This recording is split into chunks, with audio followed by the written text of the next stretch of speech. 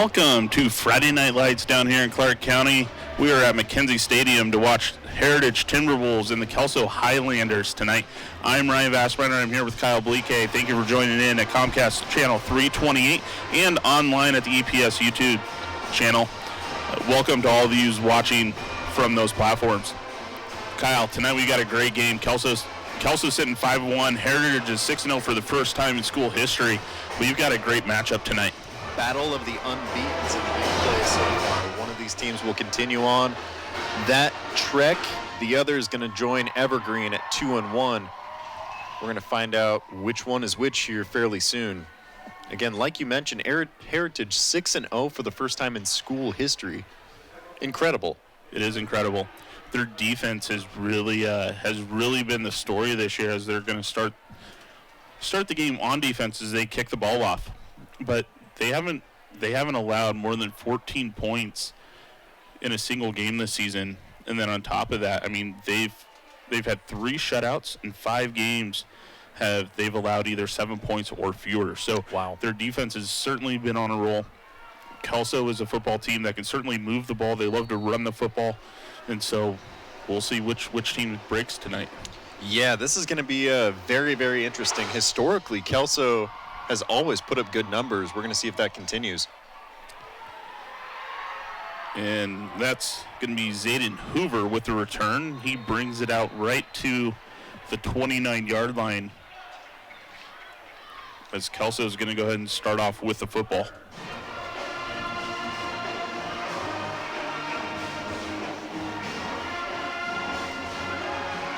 The quarterback for the Highlanders is going to be number 2, Anders Dahl. They typically run a 2-back system between Blake Larwick and Mason Munson. And it looks like Anders Dahl has a younger brother, a couple years younger, Owen Dahl. Looks to be the backup. So Dahl's just running the show here at Kelso for the, I guess this will be the last year for Anders, and then a couple more years for Owen. Dahl hands the ball off to Mason Munson. Munson not able to get much out of that. In fact, it's going to be a loss of 1. That brings up 2nd and 11. And just like you mentioned, there is the Heritage defense that we can keep an eye on. Defensive line just really, really already pushing Kelso around on that first play. Kelso on pace for not a single positive yard gain this whole game after one play. Dahl keeps this one. He rolls out to the right. He finds his target, his tight end. That was Kyle McCreary. And that's going to be enough for a first down. Yeah, Kelso now all of a sudden on pace for huge gains on half of their plays.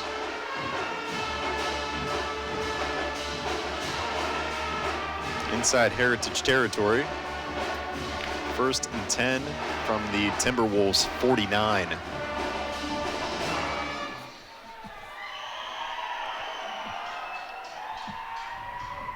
Dahl keeps this one. He fires it out to the sideline. He finds his receiver. That was Zayden Hoover. Traylon McGraw on the tackle. It is going to be a little bit too little too late.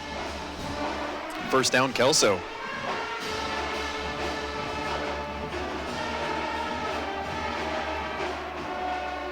One thing to note, we've seen a lot of tall players out there. Kelso not a team with many guys over 6 foot. Dahl keeps this one. He tries to find a hole up the middle, and he's going to get stuffed right at the line of scrimmage. Anders Dahl stands at 5'11". Got Zayden Hoover, name Ryan has mentioned a couple times already, 5'9". A lot of these players that are going to make a difference for Kelso are going to be on the less tall side. Let's see how that plays out here.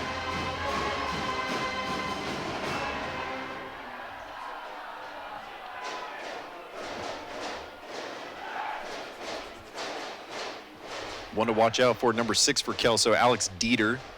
Dahl hands this one off to Munson. Munson breaks his way out through the corner. He finds his sideline. He's going to get brought down inside the 20-yard line. And the Highlanders are in the red zone for the first time tonight.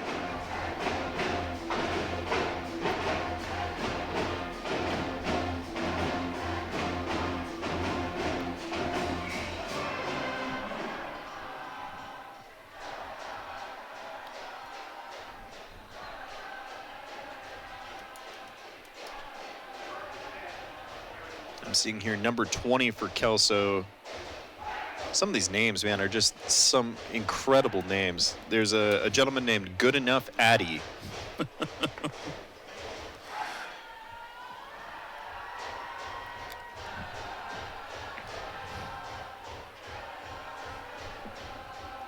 Here's Dahl again in shotgun.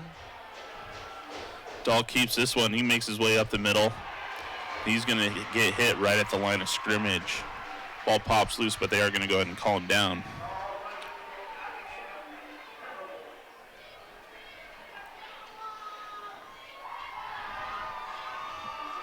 Yeah, and this is something you mentioned early on too, Ryan, just the ground and pound game plan from Kelso, which has been part of that system for honestly decades.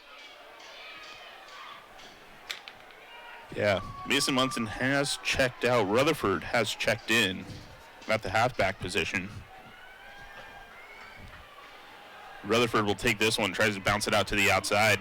He finds a hole, and he's going to get enough for a touchdown. And the Highlanders strike first, and that puts 6 up on the board. Yeah, 15-yard run there for Zephaniah Rutherford. That Heritage defense, like you mentioned, only giving up 7 points in games throughout the year already. 7 points total. They're already down 6-0, pending an extra point attempt. 3.5 minutes into the game. Yeah, Jay Waddle is going to be the one to attempt the extra point. The hold is good. The kick is good, and that puts another one up on the board. That brings a total of 7. Here we're going to see a replay of that run by Rutherford. Rutherford just turns the corner. He's able to fight through a tackle right near the 7-yard line. He breaks through, and he gets into the end zone for 6. I love the patience he showed there, too. Waited for the seam to open up and then took advantage of it. Yeah. Yeah, we were talking, I mean, Heritage's defense has been the one that really has been winning them football games. And Kelso just really kind of picked them apart on the first drive of tonight. Yeah, and the nice thing for Heritage, too, having so many shutouts, keeping the points off the board for the opposing team is I can't imagine they've trailed much during the season at all. So this is going to be very interesting to see how their offense responds behind here.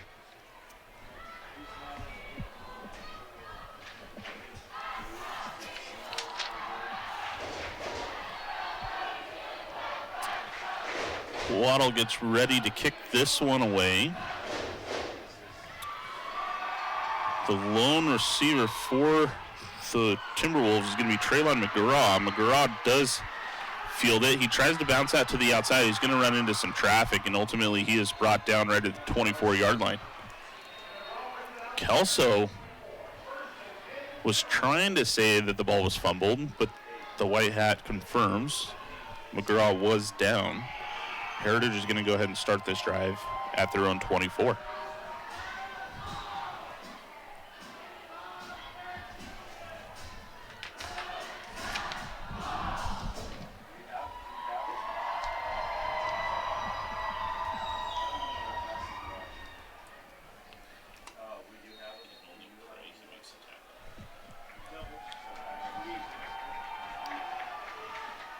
All right. Owen Daly, the quarterback for the Timberwolves, is going to go ahead and hand this ball off. That was Emmanuel Daniel. And he's going to get stopped for no gain, and we're going to see 2nd and 10. Parker Stewart on the tackle there.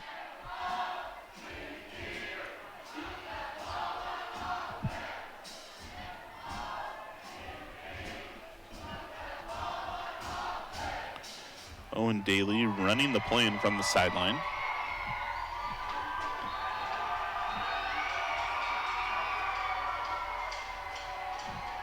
Looks like we had an issue with the play clock, so the officials are going to work to get that set.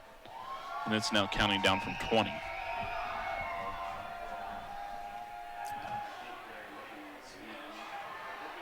Daly trying to find Traylon McGraw. Looks like the route might have been misread. A little bit of confusion. As McGraw was cutting inside and the ball was thrown towards the sideline.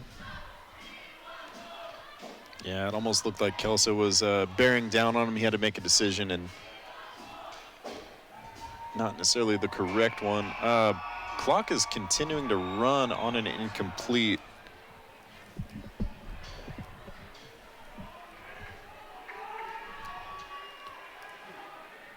Daly drops back. This time finds Jacob Karpiuk.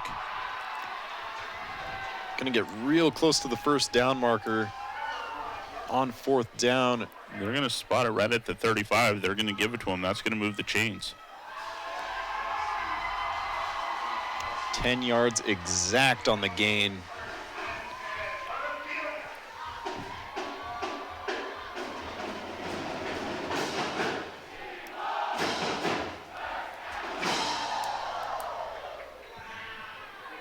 All right, Heritage 1st and 10 on their own 35. Daly's got Daniel in the backfield. Hands it off to his halfback. Daniel trying to find his way through the middle. Runs into a little bit of traffic. He's going to pick up a gain of 2.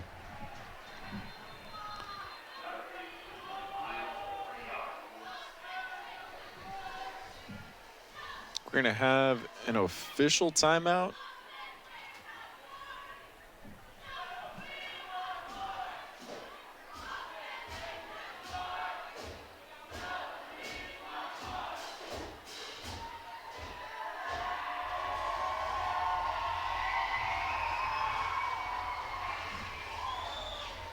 Looks like there was illegal motion, so that's going to go against Heritage. It's going to back them up 5. We're going to replay first down. We're looking at 1st and 15.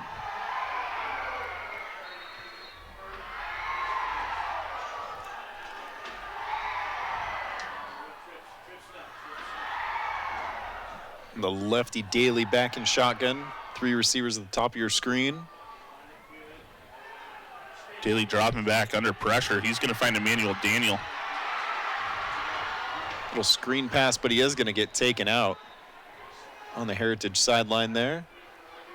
Maybe a gain of 2. Second and 13 for the Timberwolves.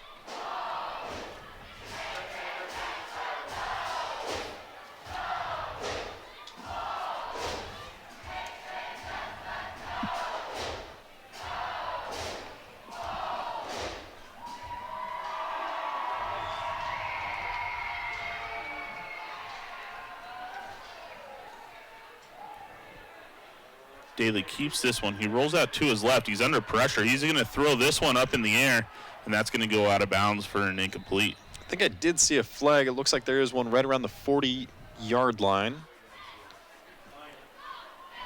You are correct, Kyle. And another one.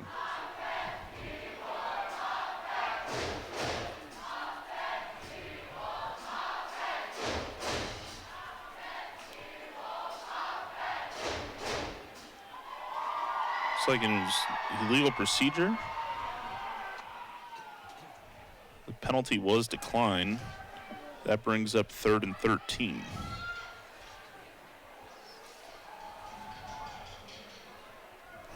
We're already halfway through this first quarter. Last game we did see a 3-hour game. This one seems to be breezing by with Kelso sticking to the ground attack and Heritage limiting the passing attack. Daly fires, trying to find Karpiuk. That's going to fall incomplete. That brings up 4th and long in Timberwolves territory. They're going to bring on the punt team.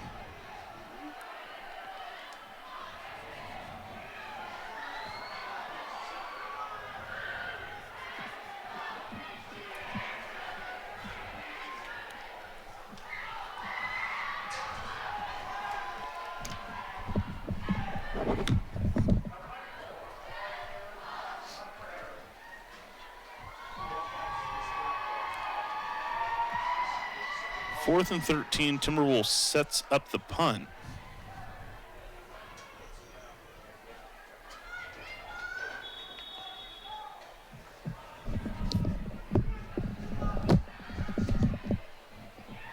Another penalty going against Heritage here. Going to make this an even longer punt. Yeah, it's going to back them up even more. Not the start you would have wanted if you're head coach Kevin Peterson. No. Several penalties, a quick Kelso touchdown.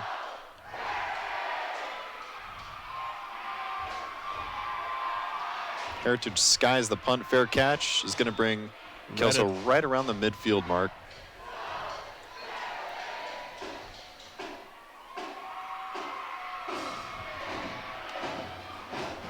So the Highlanders are going to go ahead and take this ball over at right at the 50-yard line. Looks like that penalty on the Timberwolves was delayed game, so that's what backed them up 5. Heritage band having some fun out there.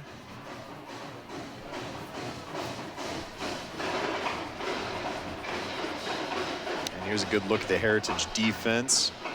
Quick throw out wide. That's Zayden Hoover, not able to go anywhere. Braden Oster going to bring him back for a loss of 1.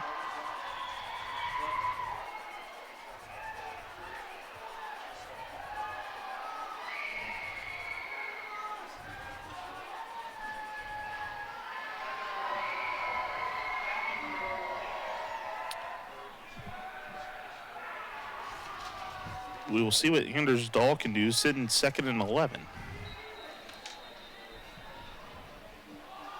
And we're going to have a timeout for Heritage. Sounds like Heritage needs to get a few things just organized and set into place.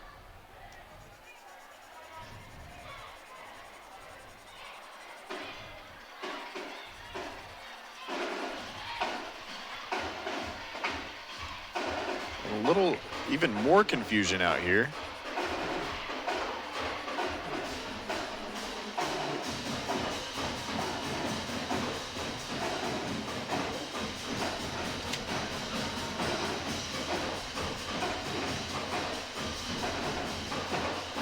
Coach tells his team to step away for a second.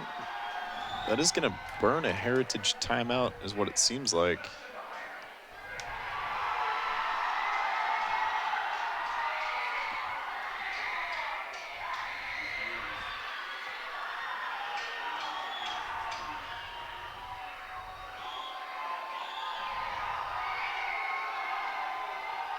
All right, set 2nd and 11 for the Highlanders.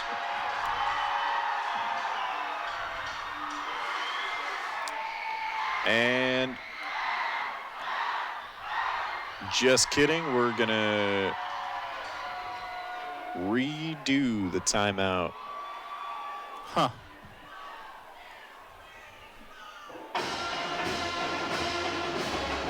Not exactly sure what happened there. Me either, Kyle. Well, we got a timeout. Highlanders are coming out, 2nd and 11.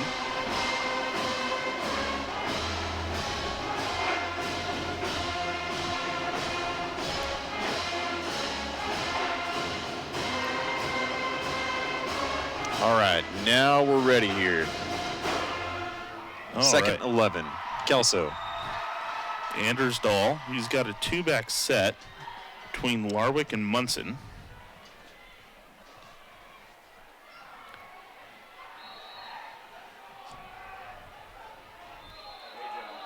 And that's going to be offside on the Timberwolves. That's going to give Kelso.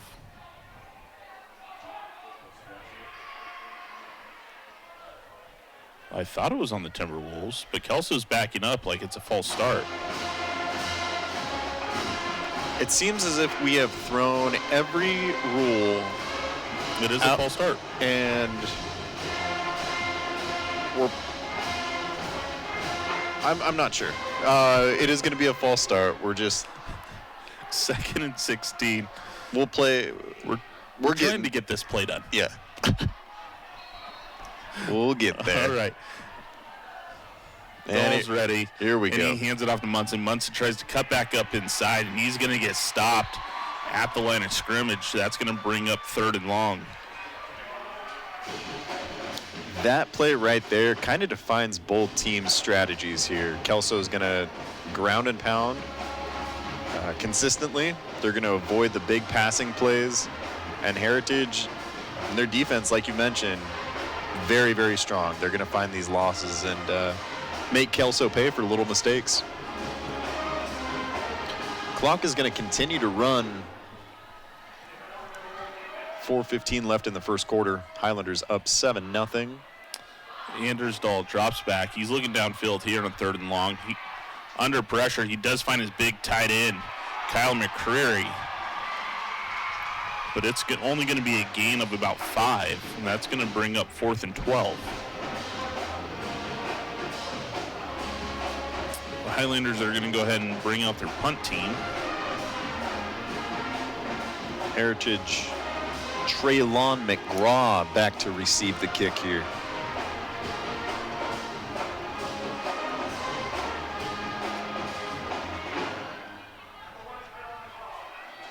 The punter for Kelso appears to be Zayden Hoover, which is also the punt returner and a wide receiver. Punts off, and it's going to take a big Kelso bounce, and it's going to be fielded by McGraw. McGraw's able to go ahead and get about 5 yards out of it, trying to surprise Kelso. And then get surprised by about 9 of them that are ready to take him down there. So it's going to be 1st and 10 for the Timberwolves on their own 28-yard line. So we're sitting 3:12 left in this first quarter. Yeah, Kelso ready to rock here too.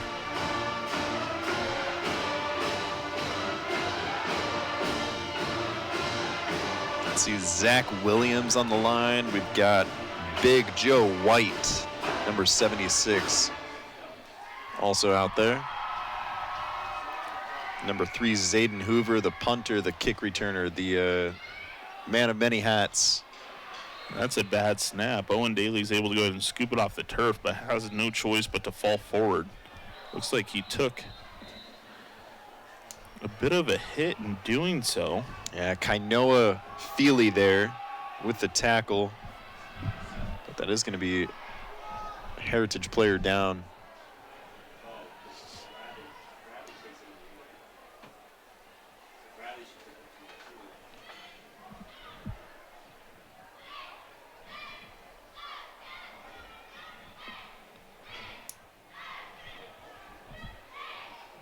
You can see Devon Granville getting warmed up here on the sideline.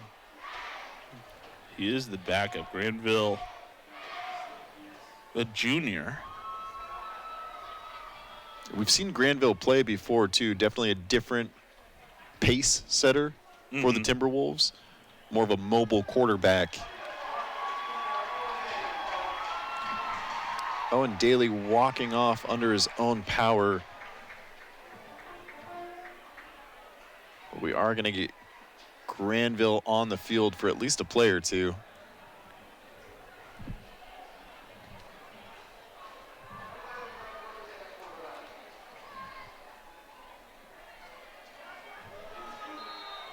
All right, well, we're looking at 2nd and 12 as Granville takes over. Granville going with a diamond set up at the top of your screen. Empty backfield. Granville keeps this one, goes right up the middle. He's going to get a gain of about 3. That's what we mentioned, too. He's going to run first, but he is not incapable of throwing the ball either. This time we've got a injury timeout for a Kelso player. Jonathan Morales Flores, I believe that is.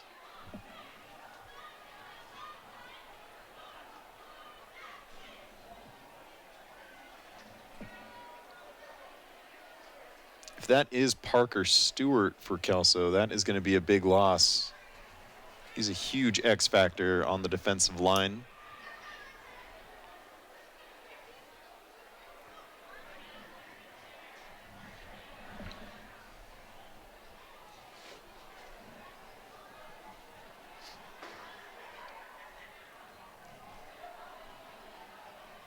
You know, Kyle, I didn't want to bring this up, but I feel like I need to.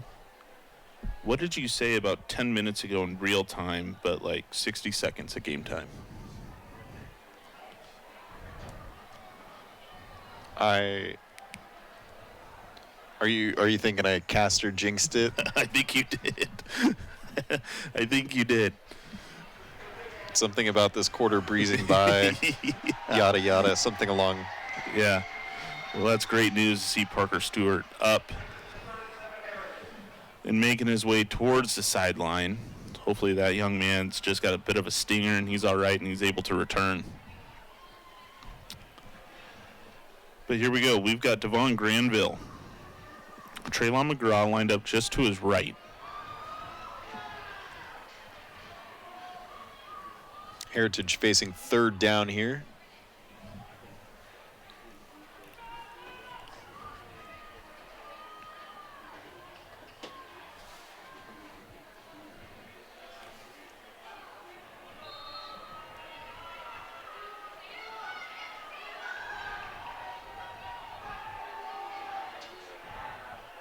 Granville looks to try to find McGraw out of the backfield. Throw just off the mark as it sails out of bounds. That brings up 4th and 6. And the punt team's going to come out for the Timberwolves. Yeah, I like the thought there. They nearly caught Brady Snaza sleeping, but just to the wrong side shoulder of the receiver there. Timberwolves preparing to punt.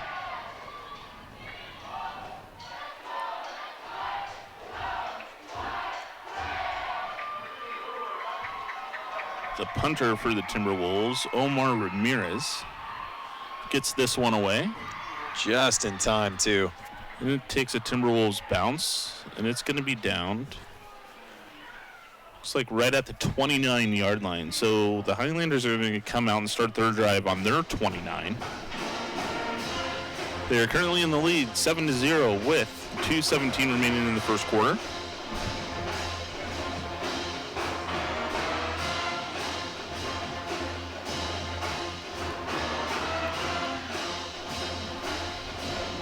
Tale of two halves in this first quarter, which is an eighth of the game.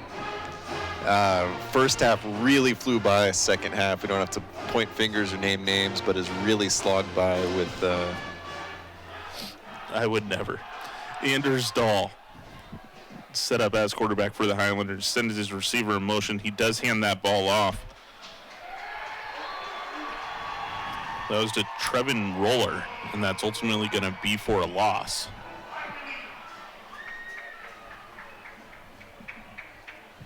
Ahmed Keita on the tackle. And that's another loss for Kelso.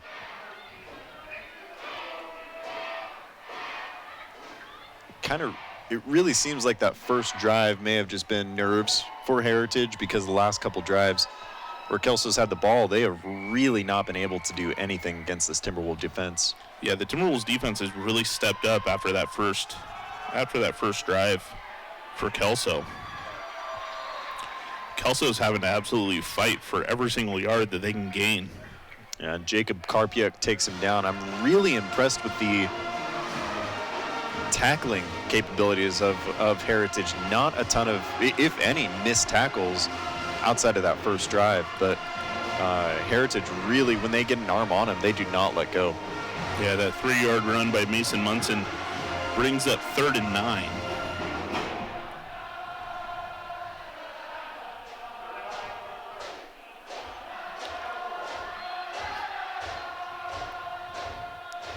And we're going to get a timeout taken by Kelso. 54 seconds left in the first quarter.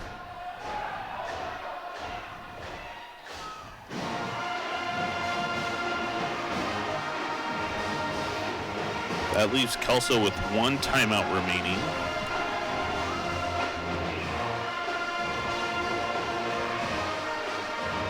Third and 9 here. Highlanders with the lead.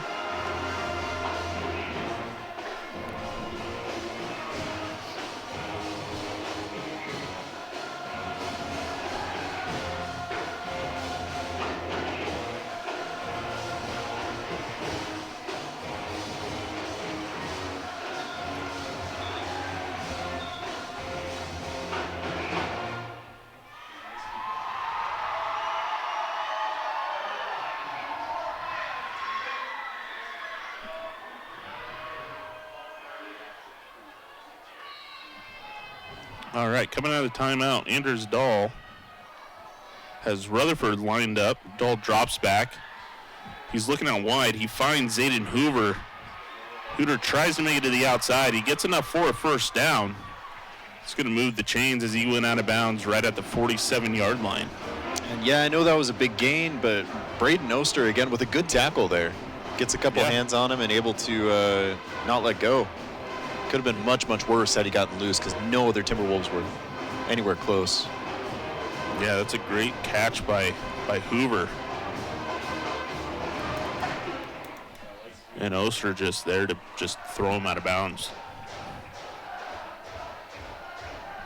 All right, Dahl with 3 halfbacks in the backfield. This time he hands it off to the big guy, Kenoa Philly. And even there, too, Joshua Cottle corralled him and did not let go. Even though it took a couple other Heritage players to bring him down.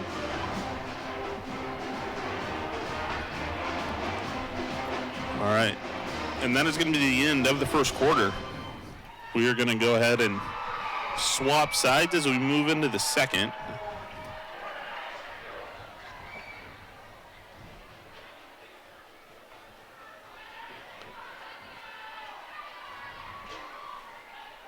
Philly, a senior, standing 5'11", 235. As a running back, that's a massive running back. Yeah, that's scary. That is scary. That's almost fullback material. Yeah, I'm not sure. sure. Run fullbacks anymore. I'm not sure what you do. If you're trying to get to the quarterback and you see that bowling ball coming at you,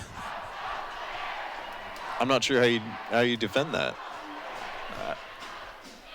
Hopefully get a few more examples here because I'm curious how Heritage's stout defense handles that.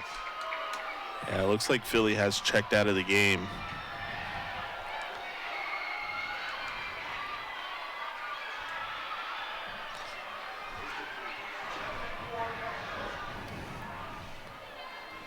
Warwick and Munson.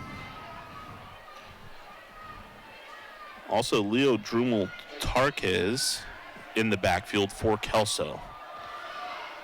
Dahl pitches this one out to Munson. Munson tries to break around the corner. He's going to go ahead and get a few. Is it going to be enough for the first down? Looks like they are going to mark him short. Just a yard short. That's going to bring up 3rd and 1. Oster again, though, got 2 hands on him and just forced him outside. And Heritage really, really limiting those missed tackles. If you're a ground and pound team, too, like Kelso, you're going to need to force them.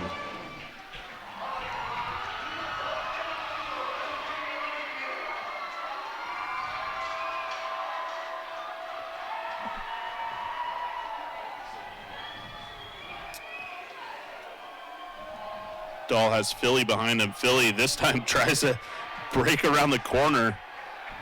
And he's going to get enough for the first down. Yeah, that's going to be automatic for 3 if Kelso decides to stick with that strategy. That's just not going to...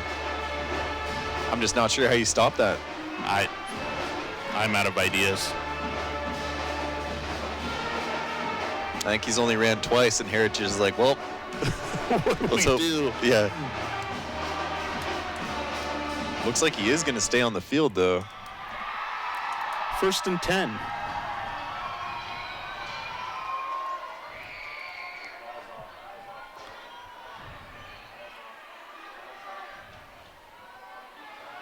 This time Dahl drops back. He finds Carter Huntley. And Huntley's going to be chased out of bounds, but not before he gets a first down. KJ Clark gets him out, but like Ryan said, moving the chains here.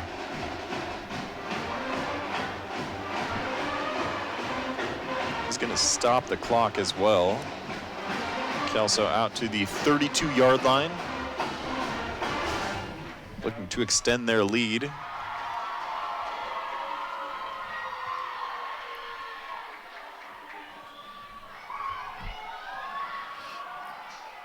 Philly heads downhill, and he's going to go ahead and pick up, looks like 6. Brings up 2nd and 4.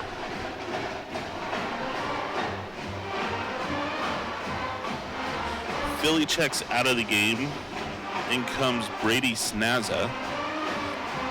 Swap out on a few personnel, so that brings out another receiver. As the Highlanders line up with 3 receivers for this play.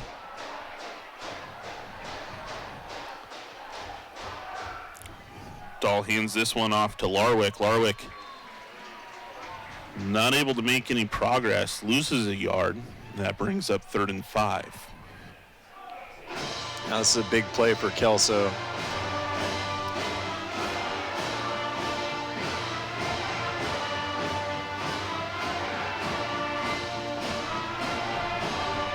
I am seeing Owen Daly kind of walking around on the sideline as well. I'm curious to see if he comes back in or if we're going to stick with Granville for the Heritage quarterback. For now, we're going to look at Kelso back here with Daly. That's a bad snap by the Highlanders. Dahl's able to pick it up. He's scrambling. He does find his receiver. That's going to be number 6, Alex Dieter, and he makes it into a touchdown. That puts another 6 points up on the board for the Kelso Highlanders. A bad snap turns into a broken play, turns into a touchdown, and a little bit of fortune goes the Highlanders' way. Yeah, it seems like we are full of caster curses, because I talked about we talked about the missed tackles.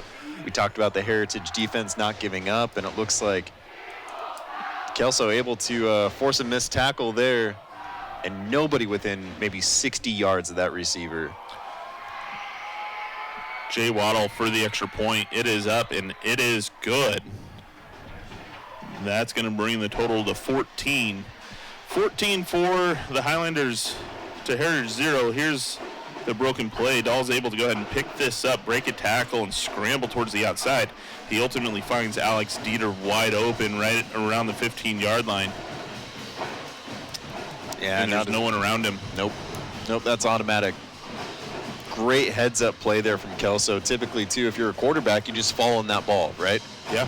But excellent heads-up play there to not only get it while running, but also find the man wide open and get a score off of that one. And Kelso saying, Heritage, how do you like it? We've seen you pitch some shutouts here lately.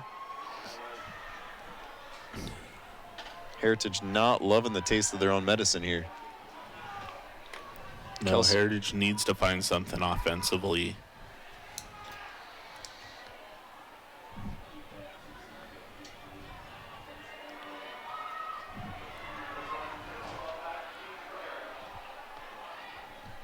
Back to kick again is Jay Waddle, junior kicker. Back to receive for the Timberwolves, Traylon McGraw. McGraw looks to field this. He does pick it up around the 8-yard line. McGraw trying to create some space and is unsuccessful. The Timberwolves are going to start this drive from their 15-yard line. Kainoa Feely takes him down back there. Right at the 15.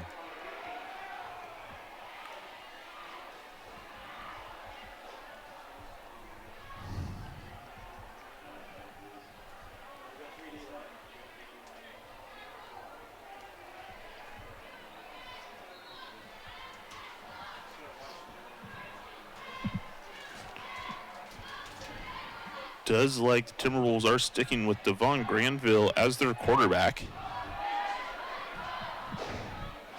Three receiver set. Granville does hand this one off, though, to his halfback, and there's going to be no gain. Even a loss of 1 brings up 2nd and 11.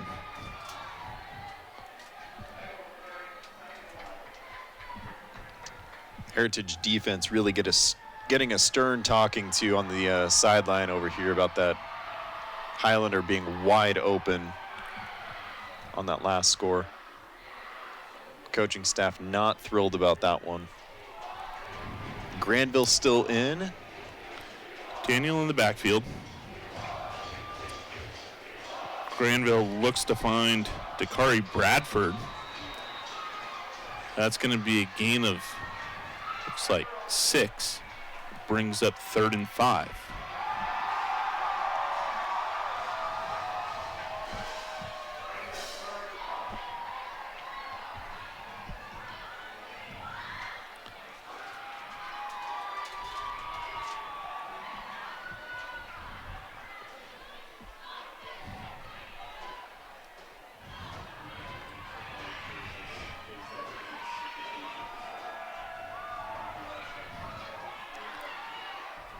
Granville hands this one off to Daniel again. Daniel tries to get across the corner. A couple of pirouettes out there. Ultimately no gain. Well, maybe a yard there. Yeah, a gain of 1. It brings up 4th and 4 deep into their own territory. Yeah, and they are going to go ahead and bring out the punt team.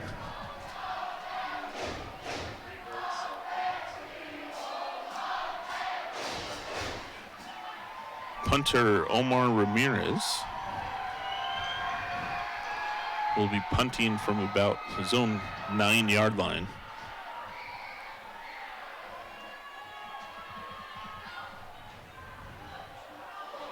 And that is almost blocked, but it is going to go ahead and draw a flag. I think Heritage is going to go ahead and get this football back. Yeah, yellow laundry all over the field out here. One at midfield, one back around the 10.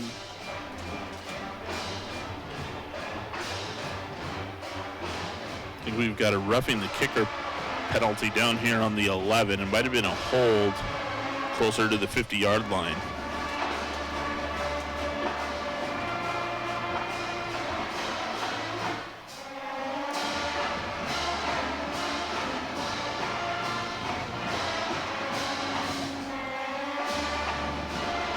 So it's ultimately going to go ahead and be a first down for the Timberwolves. Timberwolves lucking out there. Here's a replay. Yeah, just coming through Ramirez as he gets the ball off. That's going to draw a flag every time. Yeah, we do have Granville back on the field here. So the Timberwolves are going to start the ball, or not start it, but continue their drive. Ball's going to be placed on the 36-yard line, so that's a big penalty for Kelso. Diamond receiver set, but more confusion down here.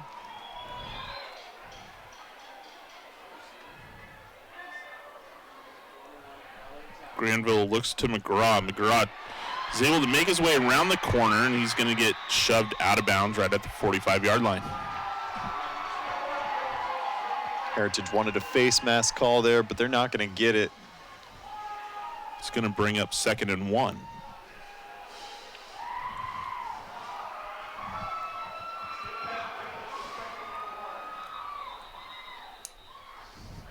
A couple of screen passes for Granville and the Timberwolves. Working all right here.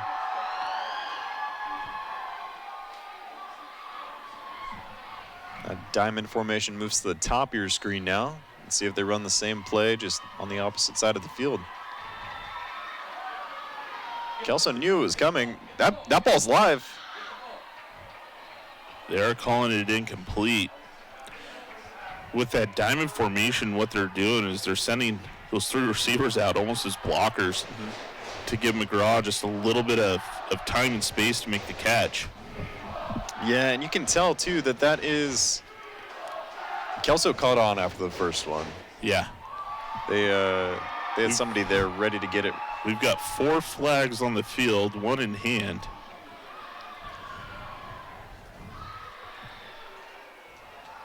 Figure out if they all saw the same thing. It might have been unsportsmanlike.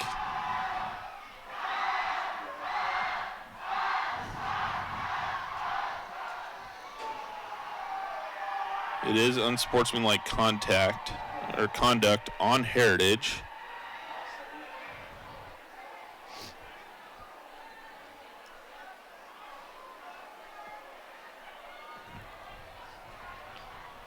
Yeah, usually when there's 4 flags out there, there's two guilty parties.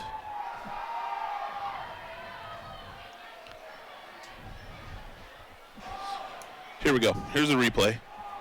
So we're going to throw it right around the line. You're right. That could have been. That's right on the line. You know, that's one of those 50-50 calls that's probably not worth getting a flag over, but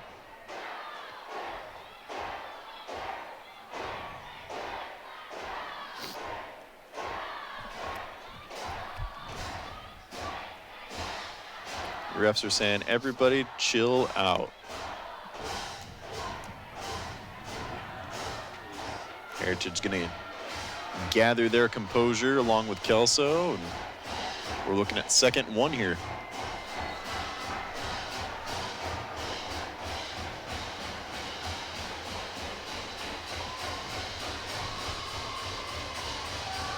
One thing you have to credit Heritage for week after week, this crowd is into it consistently.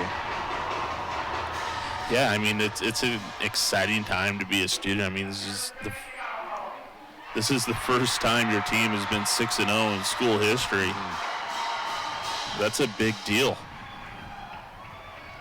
Yeah, and it's not like Heritage has been around since, you know, for a couple years. Heritage has been around since the dawn of dinosaurs. I don't know if they've been around that long. They were the newer school when I was in school, and I graduated in 05. So I mean, but still, they've been around 25 years, if not a little bit longer. We are 3rd down, 3rd and 1.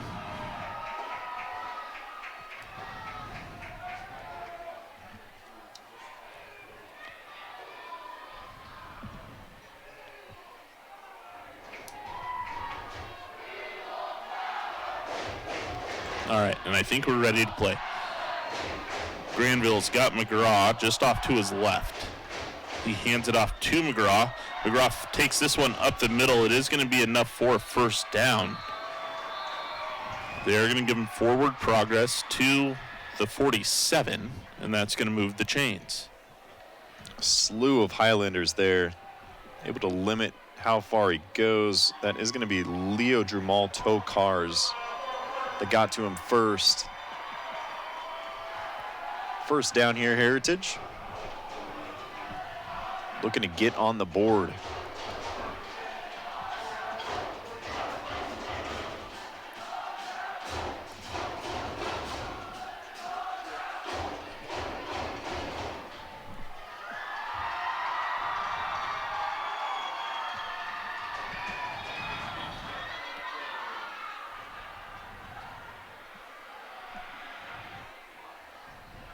We've got delay a game on the Timberwolves, so that's going to go ahead and back them up 5. They're going to be facing 1st and 15.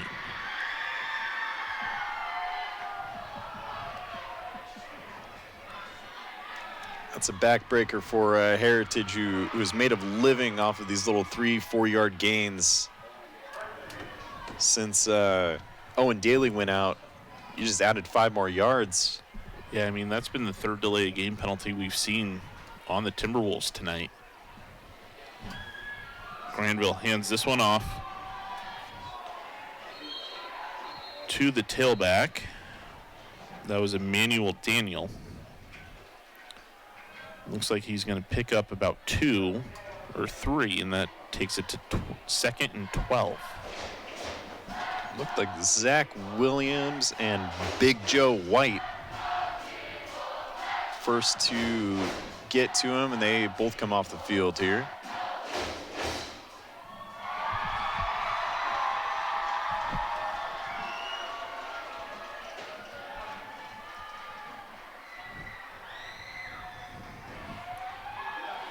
This ball picked up off the turf.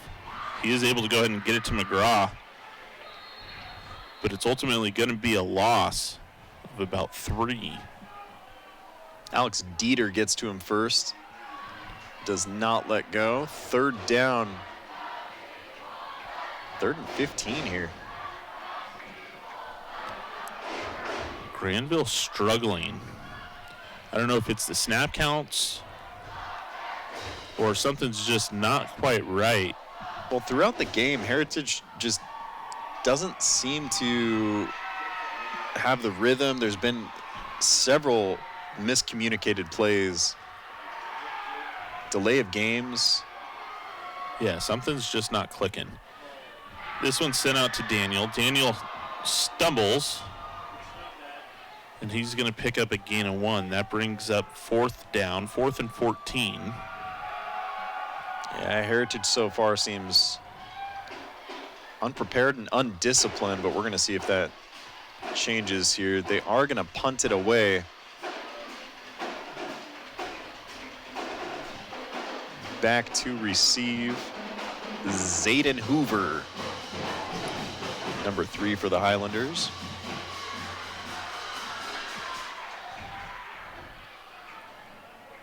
Ramirez gets the punt off. This one's going to take Heritage bounce. It is going to be fielded right at the 12 by Hoover. Hoover cuts up through the middle. There's a flag on the play on the near side. Hoover makes his way to the sideline. He's ultimately going to go ahead and get brought down at the 47-yard line. We'll see if this comes back.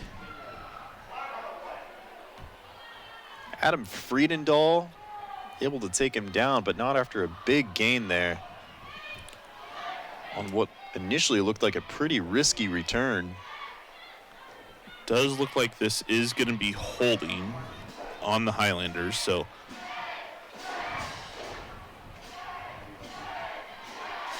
we'll see where they go ahead and spot this football. Looks like they're going to bring it back to the 20 here.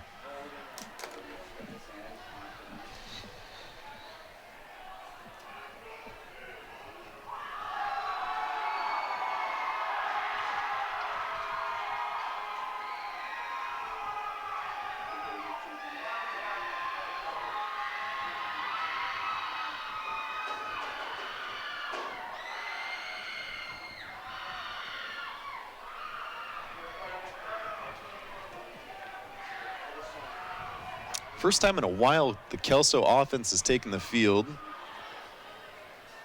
Looks like we got training staff tending to one of the officials. He gets back out there. And this ball is going to be spotted at the 10-yard line, so foul occurred on the 20. So Kelso's going to take over on their own 10, 1st and 20. I'm sorry, 1st and 10.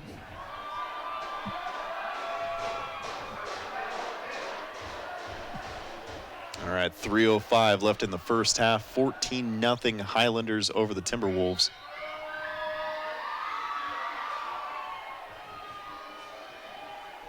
Dahl hands this one off to Munson. Munson gets around the corner, but it's not going to be for a gain. It's ultimately a loss. We're looking at 2nd and 11. Keep in mind, too, this is the most amount of points Heritage has allowed all season, correct? Yeah, it's tied for the most. Heritage has not allowed over 14 points in a game. We're still in the first half, too. I mean, there's been moments where the Heritage defense has really shown up and really been impressive. But those Absolutely. 2 drives, Kelso was just able to pick them apart. This one picked up off the turf. Dahl unable to find Dieter over the middle. And once again, the clock is continuing to run. They paused it here about 10 seconds after that pass fell incomplete. 2:08 now in the first half. There's a good look at the Heritage Band.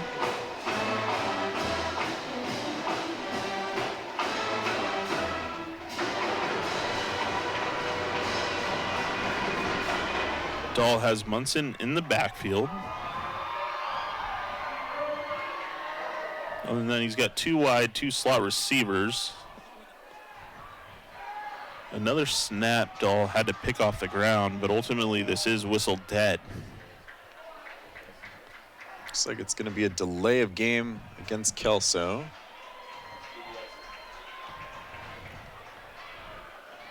Yeah, several of those tonight. So that's going to back them up, looks like right to the 4-yard line. Third and long. Yeah, 3rd and 16.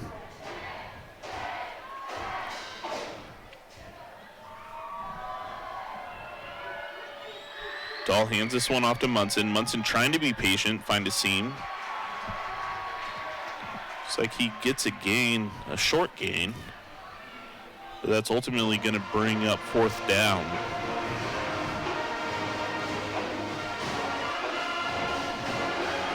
Kelso going 4 and out here. They will be punting to Heritage.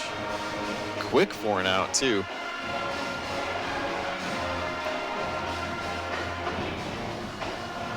And that's what Heritage, that defense is capable of, is just completely taking an offense out of the game.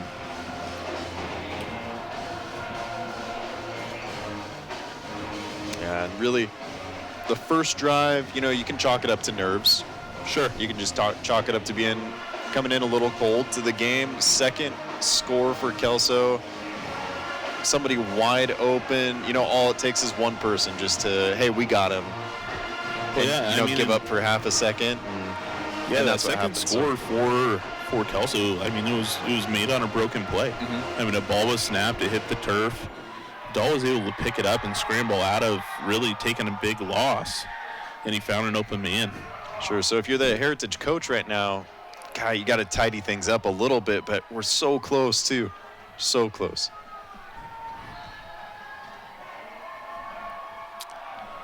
Hoover, the punter for the Highlanders, in his own end zone. He's able to get the punt off. And that punt was ultimately bobbled by McGraw. We'll see who ends up with this football. This is going to be a strange play because there was a roughing the kicker flag as well, a flag in the end zone. But it looks like Kelso recovered this punt as well. They did call roughing the kicker.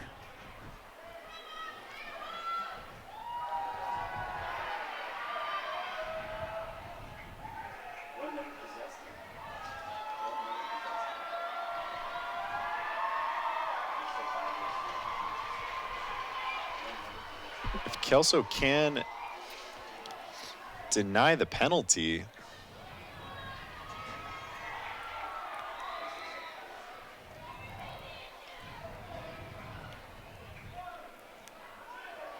I think the question here is, did Kelso recover the punt?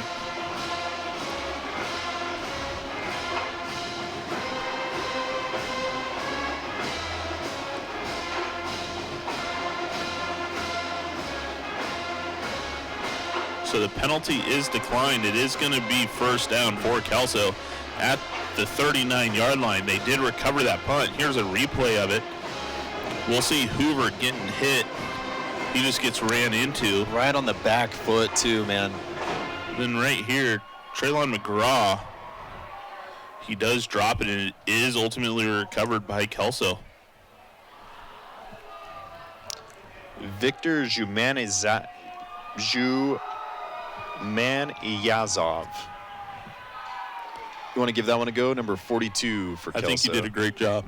Victor, number 42 for Kelso, recovers that punt and gives Kelso another shot here just before halftime.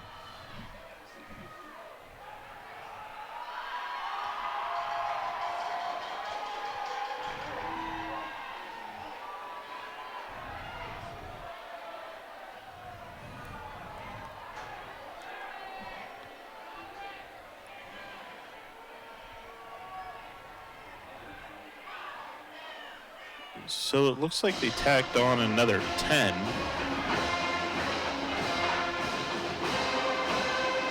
They moved the spot of the ball into Heritage territory to the 46.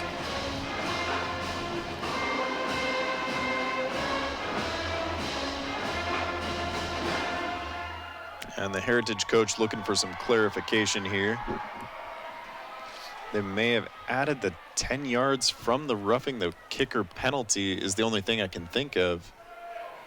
That would have been a 15-yard penalty. Regardless, it's 1st and 10 from the Heritage 46. Maybe the refs are just being nice. Dahl decides to keep this one, and he fires long, trying to find Munson, and that ball is going to go incomplete.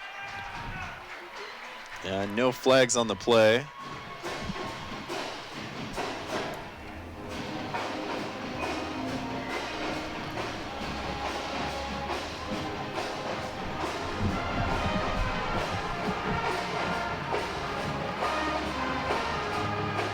And the clock continued to trickle there as well after that pass fell incomplete, stopping maybe 15 seconds.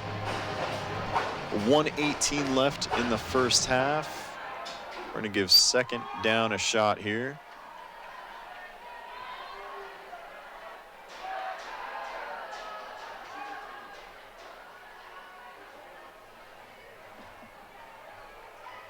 We're going to reset the clock here to 1:27 is what it looks like.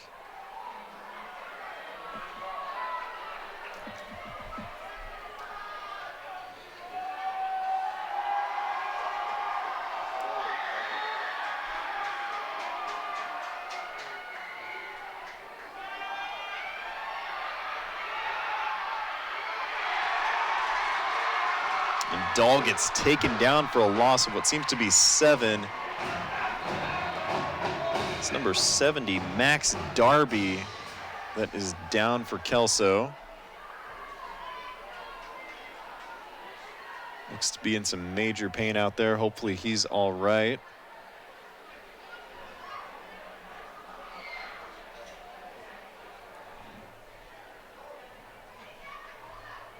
Once again, if you're tuning in, we appreciate you being here with us on the 2nd of 2 tonight.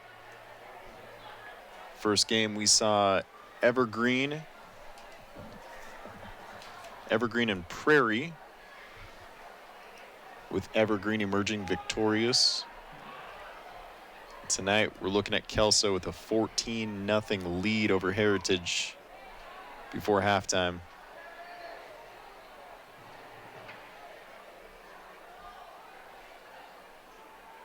We are getting some additional staff out here to tend to Darby.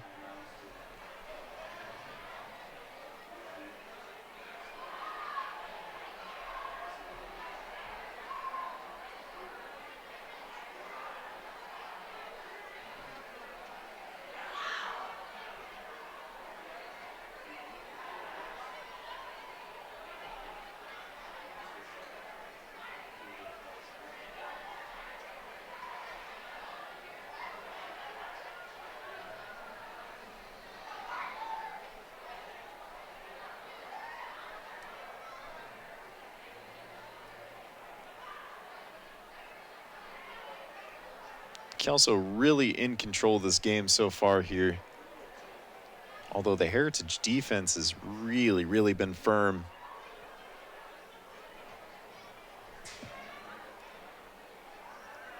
Quarterback for the Highlanders, Anders Dahl, has been under pressure ever since the second drive tonight. I'd love to see that too. Darby able to walk off under his own power.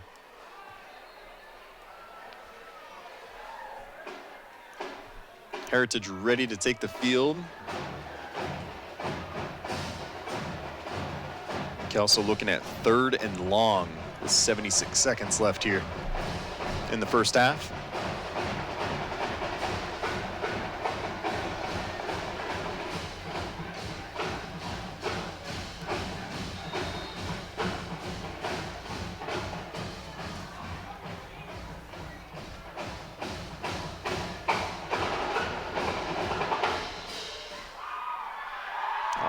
back to action here. 3rd and 17 for Kelso.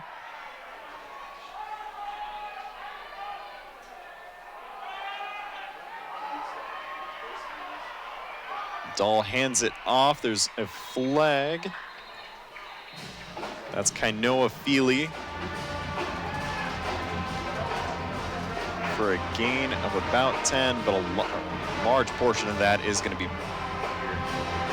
looks like a holding against Kelso right at the 47-yard line. Going to push them deeper into their own territory when they started the drive inside Heritage.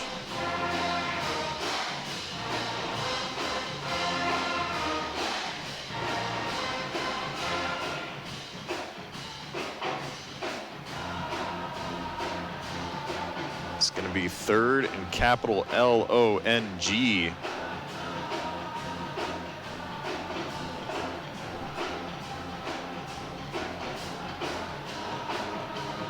Kelso brought all the way back to their own 37.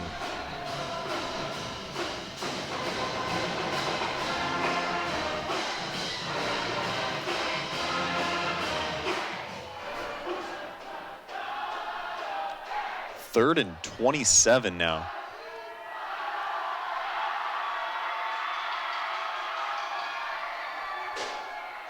Dahl hands it off.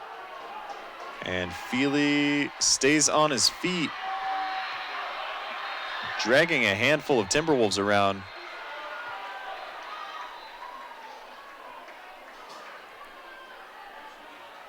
Now we've got another Highlander down.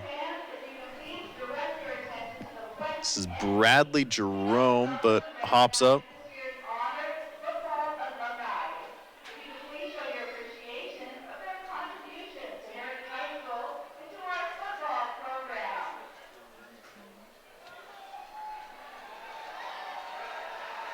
All right, 4th down coming up for Kelso. Gain of 0 on that last play. Back to their 37. 17 seconds left here before halftime.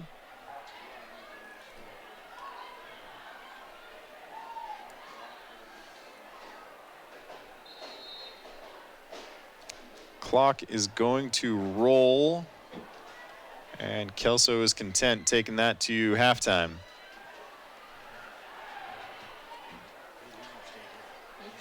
$14-0 Highlanders over the Timberwolves. Both defenses looking pretty strong here in the first half. We're going to toss that over to the halftime crew to talk some stats.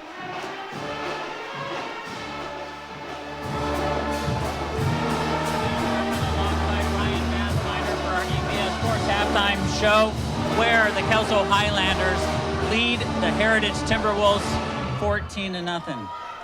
Very disjointed game. It is, yeah. I mean, Heritage came out, and there's been moments where the defense has looked like the defense we have seen all year, but there's also been moments where they're completely disjointed, like you said. They're unorganized. They're not quite sure what's going on, especially on offense. You've lost Owen Daly. I don't know if he's coming back for the second half. Their starting quarterback, and so they've got to be able to get on the same gameplay page to figure out how they're going to answer to this Highlander team.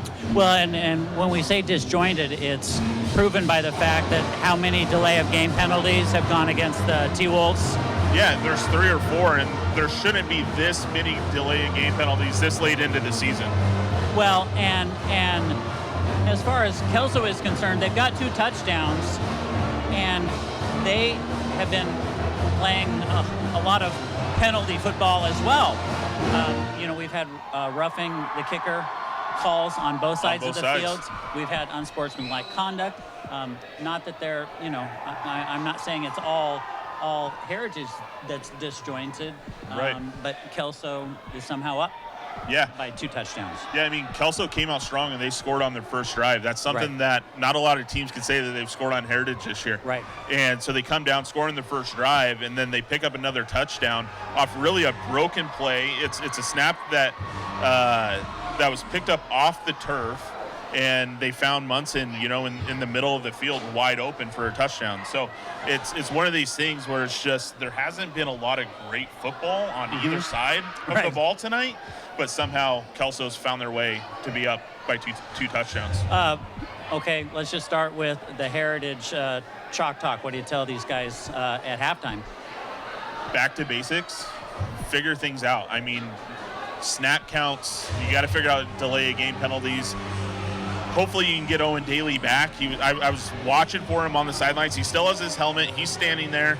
So we'll see if he comes in or whether it's the backup for the rest of the night tonight. But, I mean, it's really, to every single person, do your job. Kelso's obviously up by, a series of fortunate accidents. That first touchdown was on their first drive. Great drive. But what's the Kelso Chalk Talk sound like? I think Kelso needs to do what they've done. They've done the same thing for the past 30 years, and that's run the football. Yeah. Run the football, That's get a a yard running or two team. at a time, run the clock down. You're up by 2. I don't think this is going to be a high-scoring game by any means in the second half. Right. So if you can control the clock, you're going to win the football game. All right, well, we are beginning our first of 3 weeks of EPS Sports Friday night football coverage. So we will be back next Friday and the following Friday. A lot of consternation about the game at the end of the month. It was originally scheduled for October 30th, and it will be moved to October 31st, Halloween. We'll get as many of the crew here to bring those games to you live. But right now, I want to tell you about the digital arts students at Heritage High School. They are beginning their second year of creating stop-motion animation films. They originally got the inspiration from a visiting educator from Australia, and they decided to make a stop-motion animation film about 2 Bigfoot who become friends.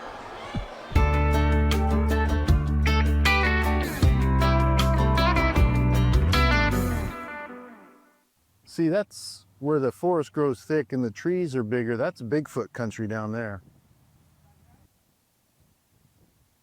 I remember hearing a story about an Australian Bigfoot when I was a kid who might have ended up out this way. How about that? Well, how did that? Once upon a time, Okay. in a place in Western Australia called the Pinnacles, there lived a creature. All hairy, long-armed, big eyes, big teeth, and as the name indicates, big feet. Some say it is a beauty to the desert. To me, it's always just seemed hot, dry, and unforgiving. The Australian Bigfoot didn't mind it so much, but it was pretty lonely. It hadn't seen another Bigfoot ever. Just the occasional kangaroo, emu, bellbird, Spinifex hopping mouse, and python. What's a Spinifex hopping mouse? Dinner for a python.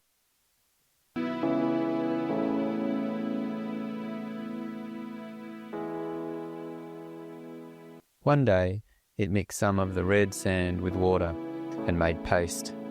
And with the paste, it wrote a message on a boomerang. It held the boomerang as hard as it could, and for once in its life, hoped it wouldn't come back. It flew and flew and flew, past Uluru, right over the Sydney Opera House, across the Great Barrier Reef, and right across the Pacific Ocean. Across the ocean? How though? I reckon magic, one assumes. Right. Anyways, as I was saying, across the Pacific Ocean, under the Astoria Bridge, through the San Juan Islands, past the Space Needle, over Old Town. That route doesn't even make sense. It's flying everywhere. North, south, east, west. That's not even how a boomerang flies. Ah, magic again? What, serious? Finally, the boomerang flew into the thick forest of the Pacific Northwest and wham! Hit the head of an unsuspecting North American Bigfoot. The forest, as you well know, can be its own type of unforgiving. Rain, wind, cold, But the North American Bigfoot didn't mind it so much. But it was pretty lonely, just the occasional black-tailed deer, owl, tree frog, and timber wolf. So when it read "Friend Wanted," the reply came quickly. It grabbed some berries and wrote back.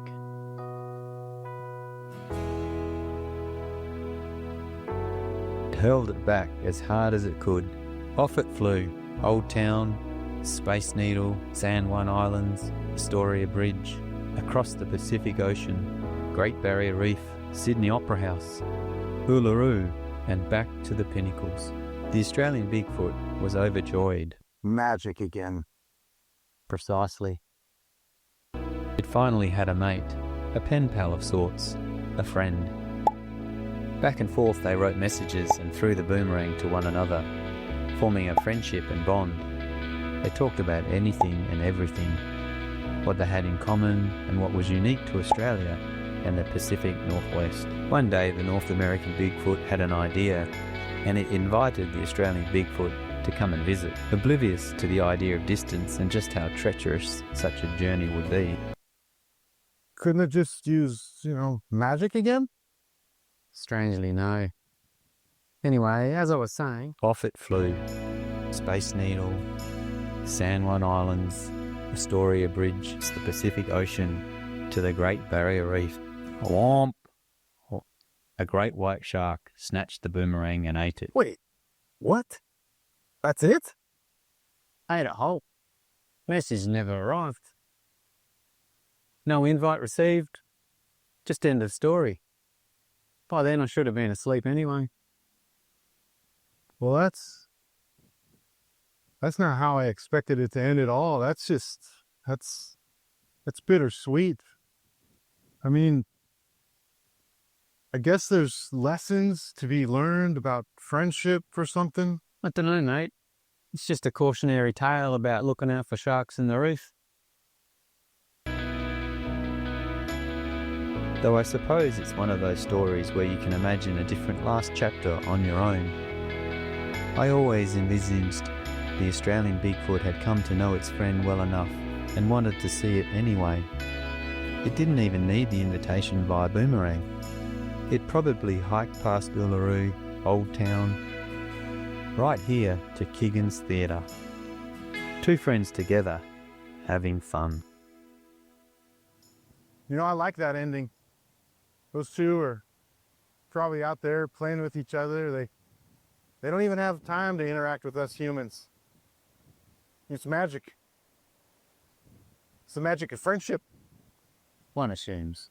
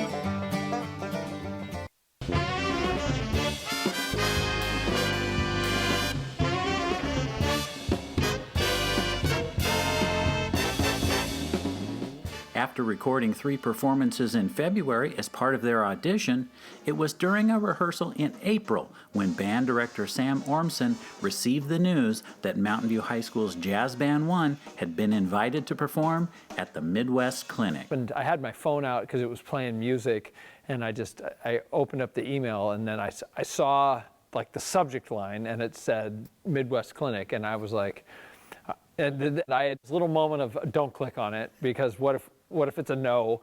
And so but I did, And I read it to them, and they were all, I don't know if they believed me, but I was like, oh, what? We made it? And so everybody was super excited because they had done all this work to prepare and they had worked so hard to create the audition recording. And, they're a hardworking group of kids. And he was just kind of checking his phone. And then he like stopped talking and just checked his phone, and he read out loud the email, and like everyone was like, oh my goodness, it was so exciting. Exciting doesn't begin to describe it.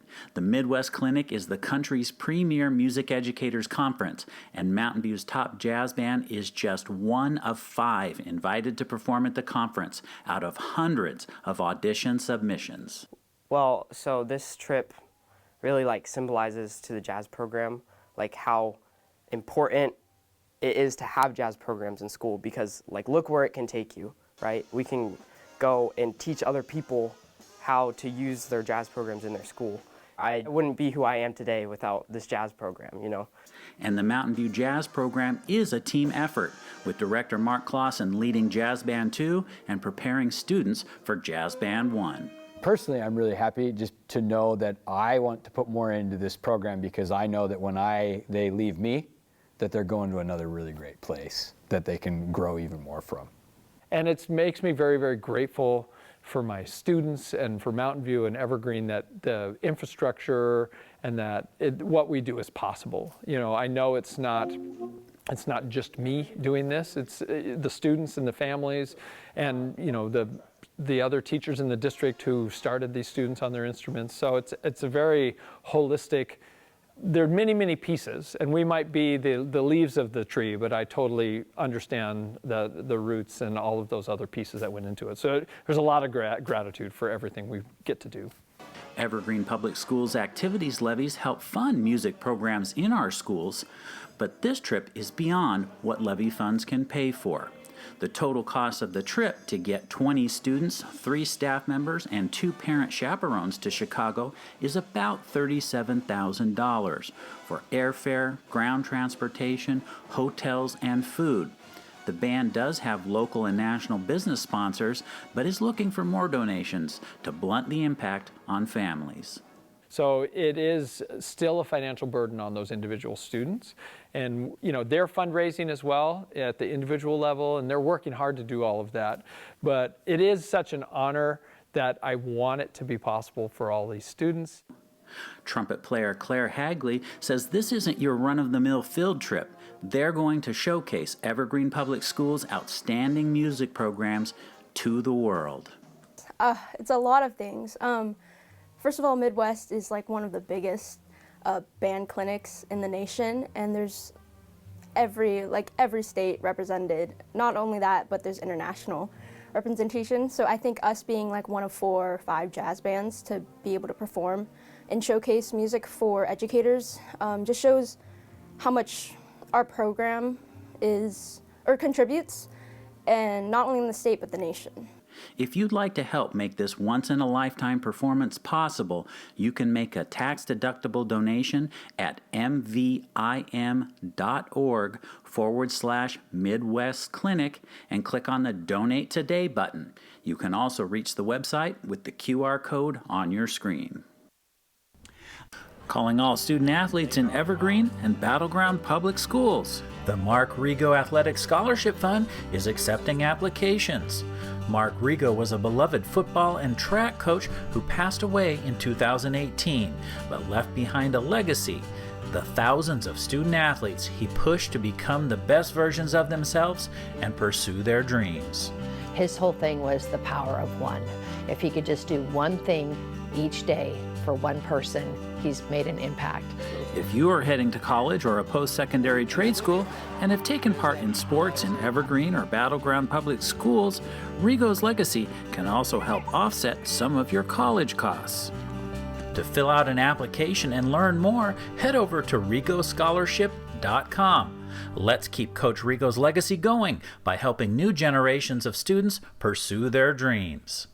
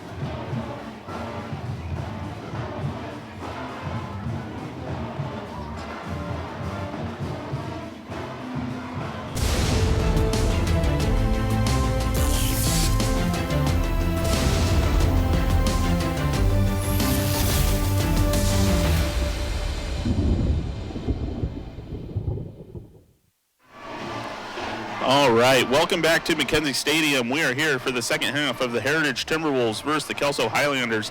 I'm Ryan Vassminer. I've got Kyle Bleake with me.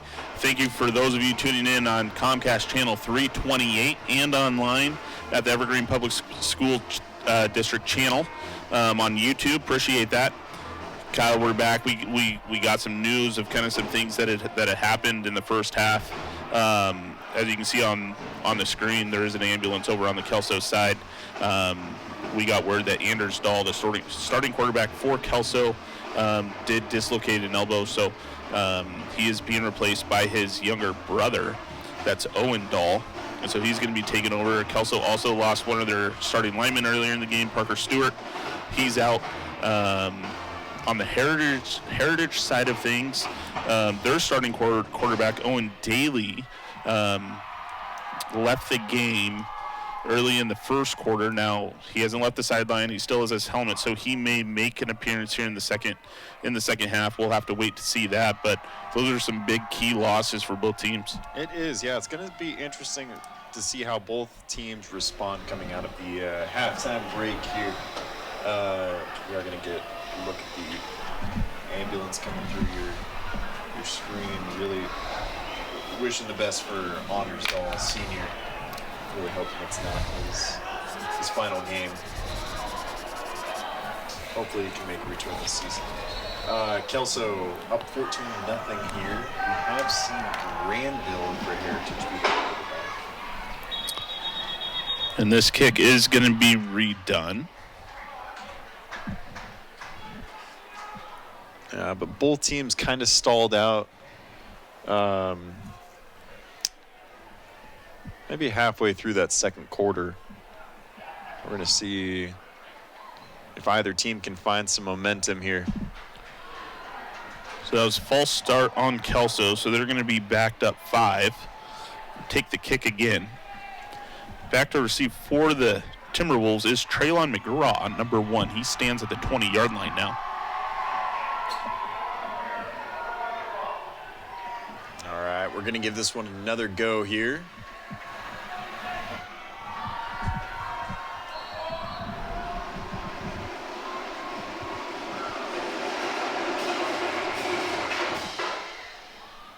And it's going to be fielded by McGraw at the 18-yard line. He makes his way up through the middle. He's going to run into traffic. And he's going to make it to the 30.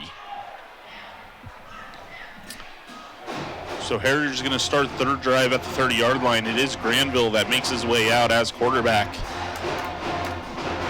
for this first possession of the second half for the Timberwolves.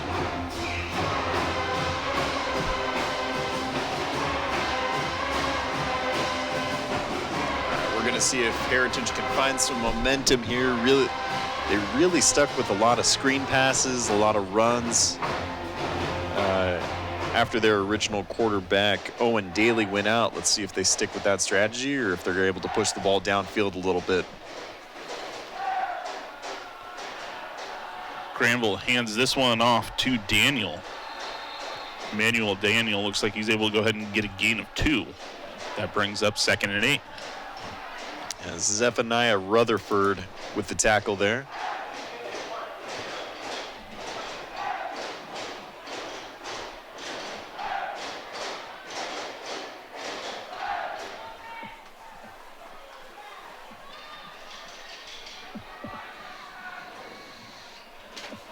KJ Clark's going to take a break here just for a single play. Emmanuel Daniel coming onto the field.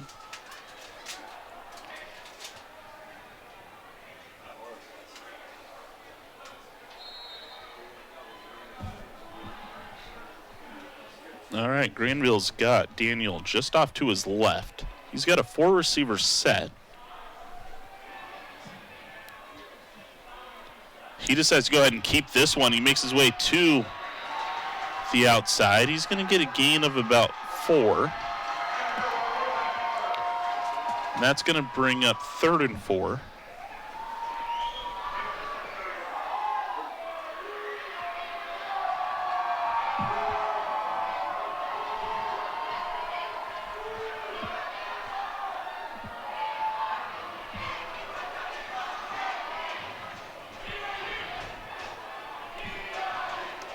Granville's got Emmanuel Daniel just off to his left.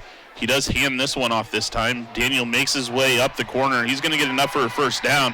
He's going to get brought down right at the 45-yard line, and that's going to move the chains. Decisive run there for Daniel. Maybe that's trying to get the team hyped up a little bit here. Gets him out to the 45. That's what Heritage needs to get on this board and make it a game here. Yeah, Daniel showing that he just kind of lowered his shoulders and took off.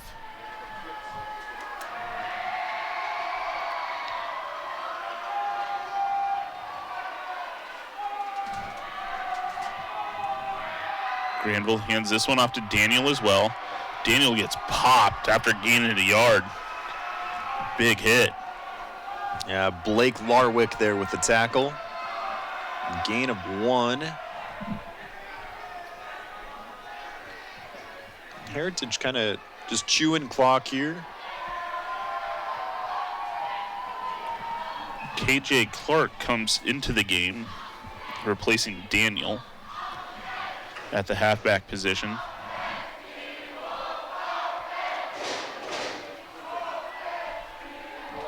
Heritage really with these 4 wideouts have been using them more as blockers than anything else. Granville looked to pass. He found an open space through the middle, unable to connect with Traylon McGraw. Pretty fortunate that didn't find any Kelso players, because that ball was up for grabs. Any one of 5 different players on a couple different teams could have had that one.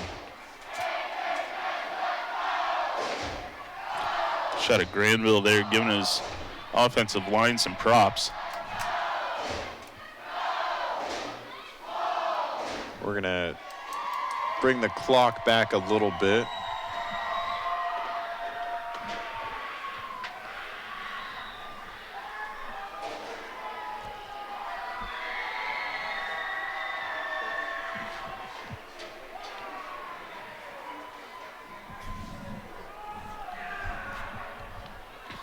Officials trying to sort it out.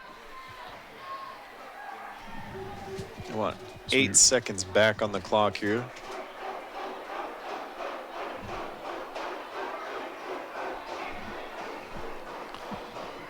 All right, and I think we're ready to play. 3rd and 9. Again, 4 receivers out there for Granville.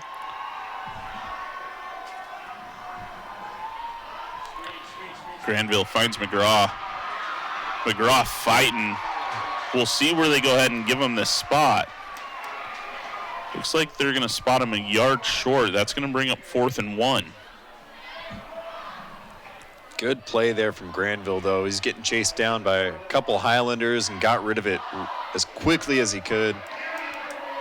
Gain of 8 for Heritage.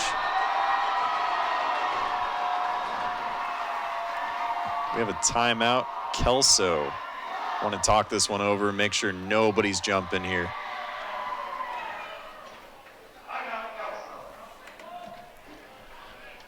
Yeah, it looks like that's what Heritage was trying to do, trying to get a free 5.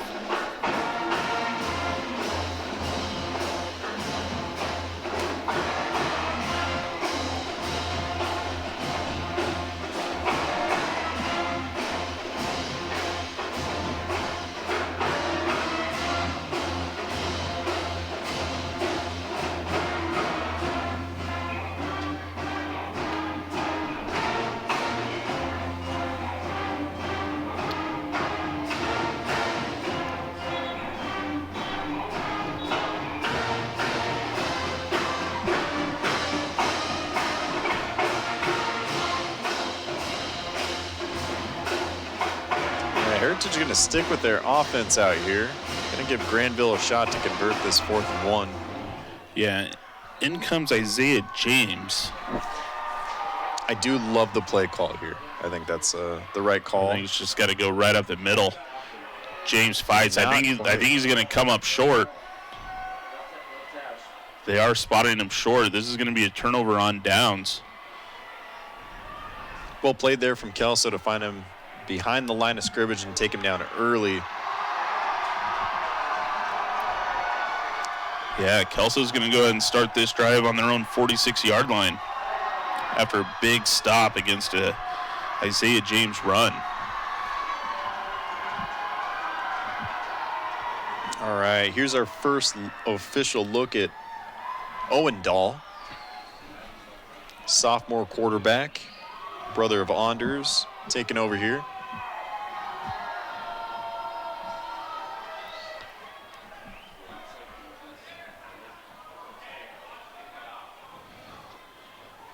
Dahl hands this one off to Munson. He's going to be pushed back. They're going to tally that as a loss of 2. That brings up 2nd and 12. Yeah, we mentioned it time and time again, too. Outside of just a couple plays, that Heritage defense has come to play today.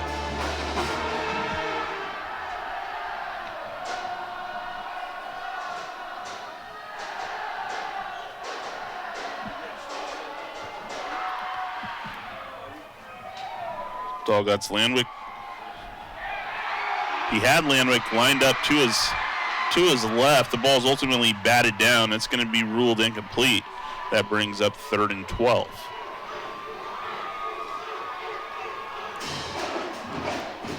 And just another example, too, of that Timberwolf defense, man. 72, Ethan Matlock. Looks like his jersey got torn apart here. Looking for some sort of call.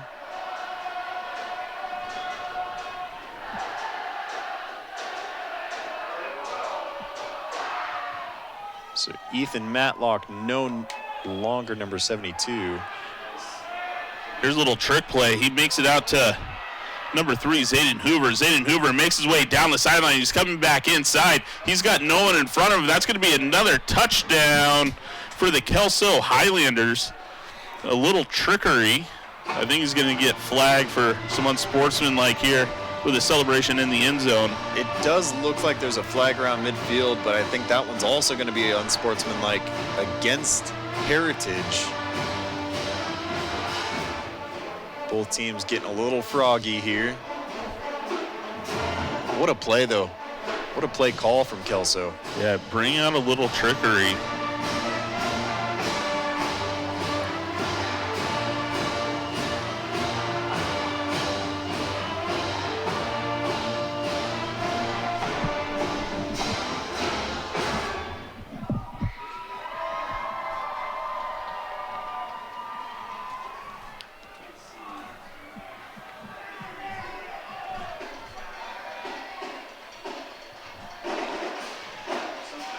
Personal foul on the defense after the play, unsportsmanlike on the offense.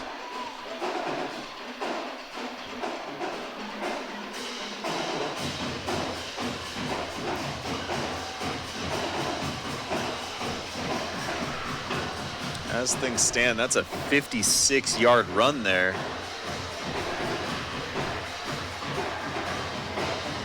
That is going to be a touchdown, Kelso. Here's a replay of the little flea flicker. Not flea flicker. It was just a screen, a reverse screen. Yeah, nothing too crazy about that one, but completely caught Heritage off guard. Yeah, Hoover ended up having nobody in front of him. That's his 2nd of the night.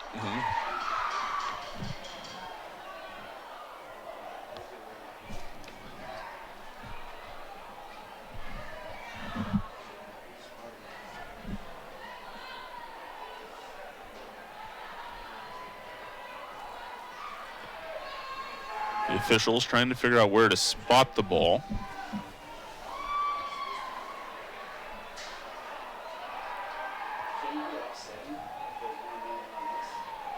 So it looks like Heritage is asking for the penalty to be applied on the kickoff rather than on the extra point attempt.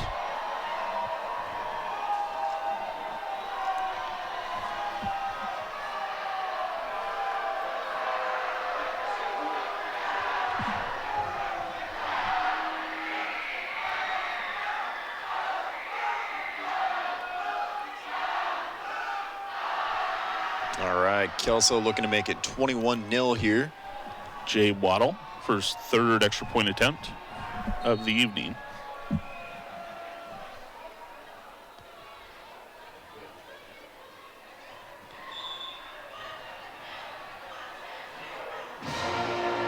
And the kick is good. And that's going to put 21 up on the board for the Highlanders. Yeah, and if you're head coach for Kelso, Darren Gardner, bringing out that little play with backup quarterback, you got to be feeling pretty good right now. You just, losing your starting quarterback up 14-0, the lead feels safe, but not safe enough. Yeah. But able to add another score with your backup, let's get over that hump and keep pressure. That's got to feel good for coach. I mean, and at this point, I mean, Kelso can do what they've done best for years and years now, and that's just ground and pound the football. Yep. Right? And if they can manage the clock and control the clock. Yeah, make Heritage react, right? I mean, right now they don't have an answer. This is the most amount of points Heritage has allowed this year. If you're Kelso, you force Heritage to make a move. You don't have to adjust anymore. You just do what you do best. Yeah.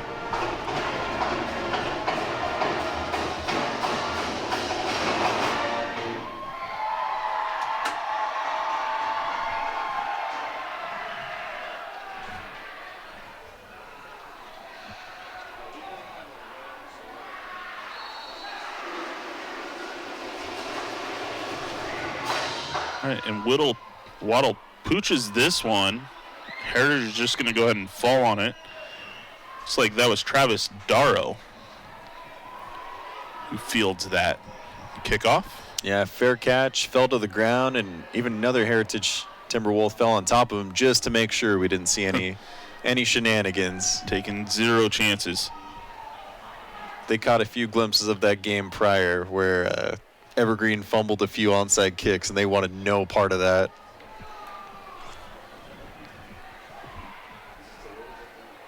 Heritage now near midfield, looking for some answer. Granville's still out there. KJ Clark in at running back. And that he's got a 4-receiver set. Granville hands this one off to Clark. Clark fights his way through the middle. He's going to get a gain of 5. Taken down by Big Joe White.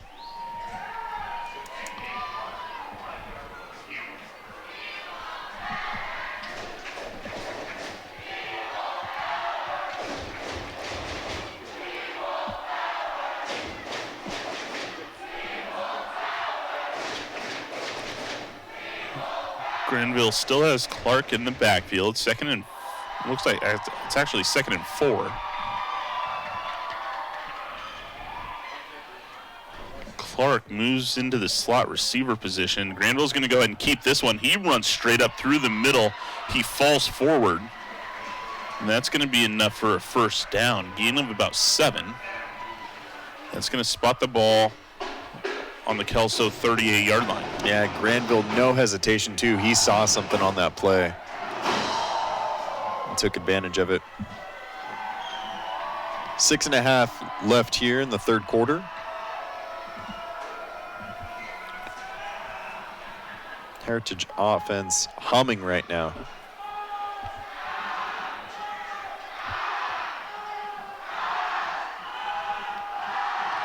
Hand it off to Clark. Clark cuts back through the middle.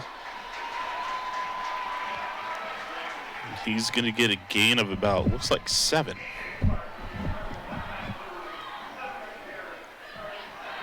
Looks like a gain of 6. 2nd and 4.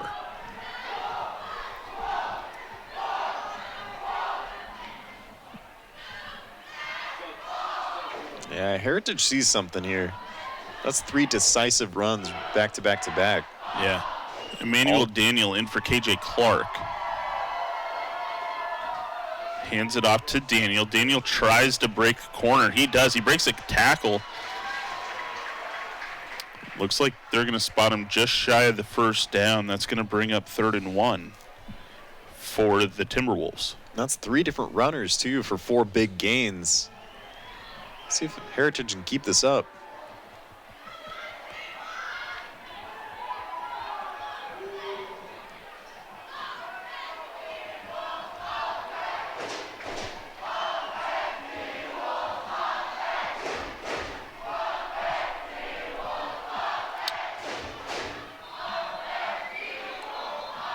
Looks like we've got a false start. That's going to back the Timberwolves up 5. It's going to make it 3rd and 6. Unfortunate timing there for Heritage, because that's just so close again. Yeah, it is unfortunate. They were starting to get a little bit of momentum.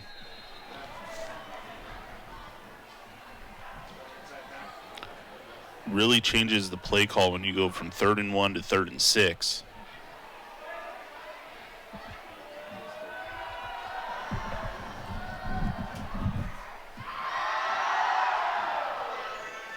Oh, Kelso bringing in everybody here. Yeah, Daniel had nowhere to go. Yeah, Trevin Roller immediately in the backfield. Along with Larwick, along with half a dozen other Highlanders. Everyone.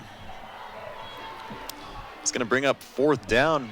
Heritage just a few moments ago looking at 3rd and 1. Now they're looking at 4th and 9.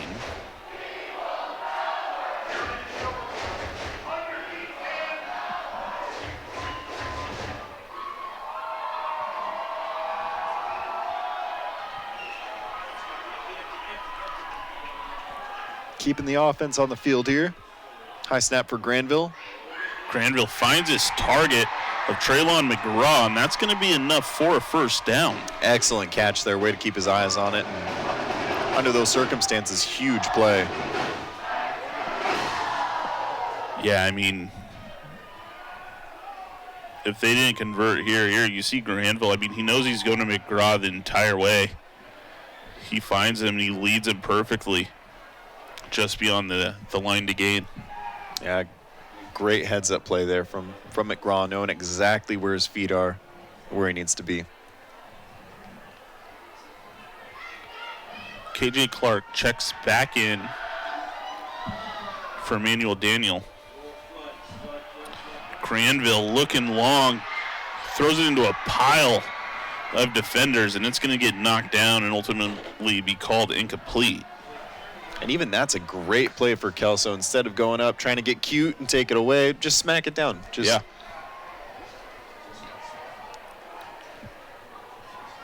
Uh-oh, Granville coming out. We've got Owen Daly's coming back in. Got an Owen Daly sighting here. There's a little limp to his jog.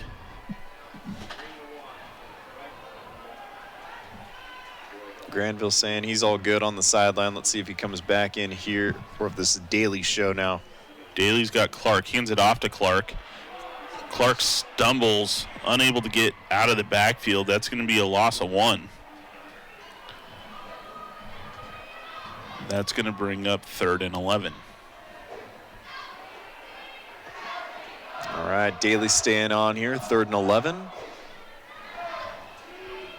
Clock continuing to run.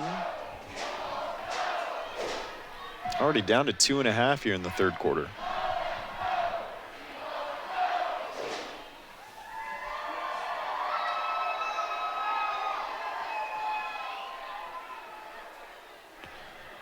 Daly drops back, finds his target over the middle. That's Jacob Kjarpruk. Gonna get him close, not close enough. 4th and 3 coming up. In checks in Isaiah James. Yeah, Daly not looking 100% out there, but toughing it out for his team. 4th and 2. Hard count doesn't get Kelso to budge.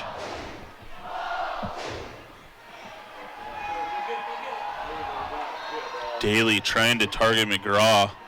Not quite. And that ball's going to be well short. Yeah, a little miscommunication there again. McGraw's a little fired up.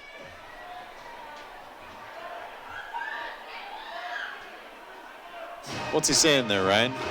I couldn't read those lips. Probably for the best.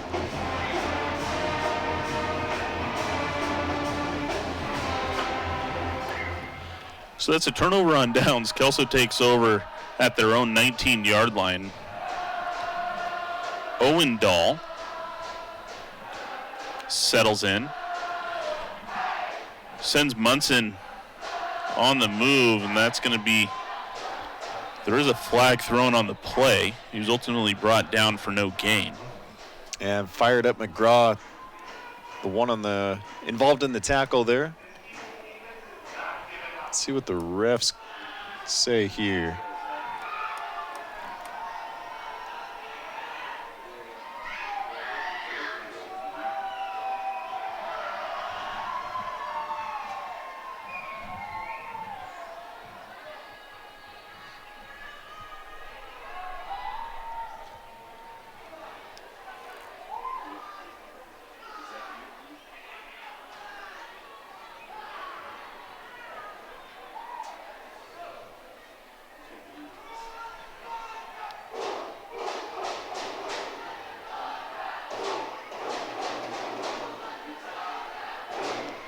All right, so it looks like the penalty,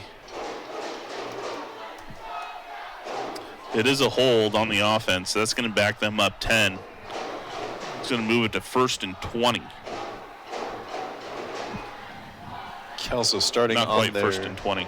Sorry, Kyle. That's all right. Kelso starting on their 11-yard line. Not a ton of room for the younger Dahl to work with. 1st and 18.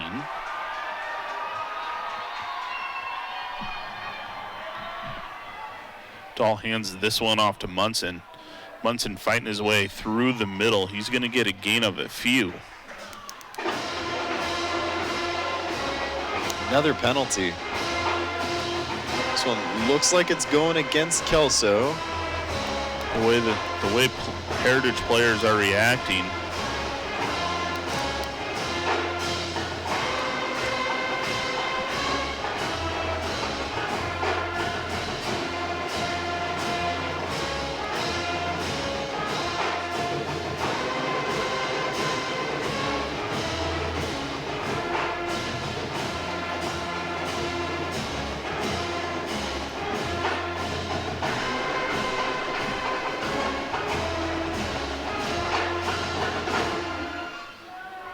So personal foul on the offense.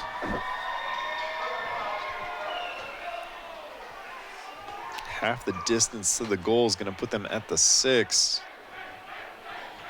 So after all of that, we're looking at 2nd and 14 for the Highlanders. This is going to be more than 14. They got to get out to the 29, so they're looking at what? Oh, 22. Yeah, that's a 2nd and deep for Kelso. Pushed back by a couple of silly penalties. Dahl hands this one off to Munson once again. Munson breaks around the corner. He gets a big gain. It's not going to be, he cuts it almost in the distance almost in half. I'm sorry, that wasn't Munson, that was Rutherford.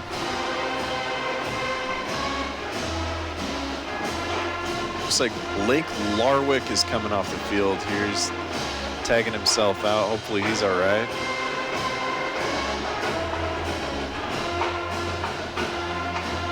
Leo Dramal Tokars coming on along with a couple other Highlanders.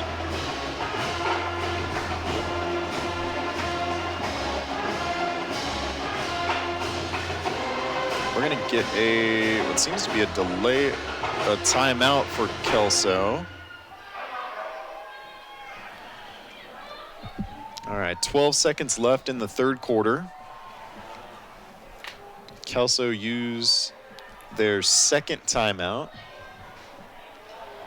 3rd and 11. Medium. 3rd and medium, I like it. Yeah.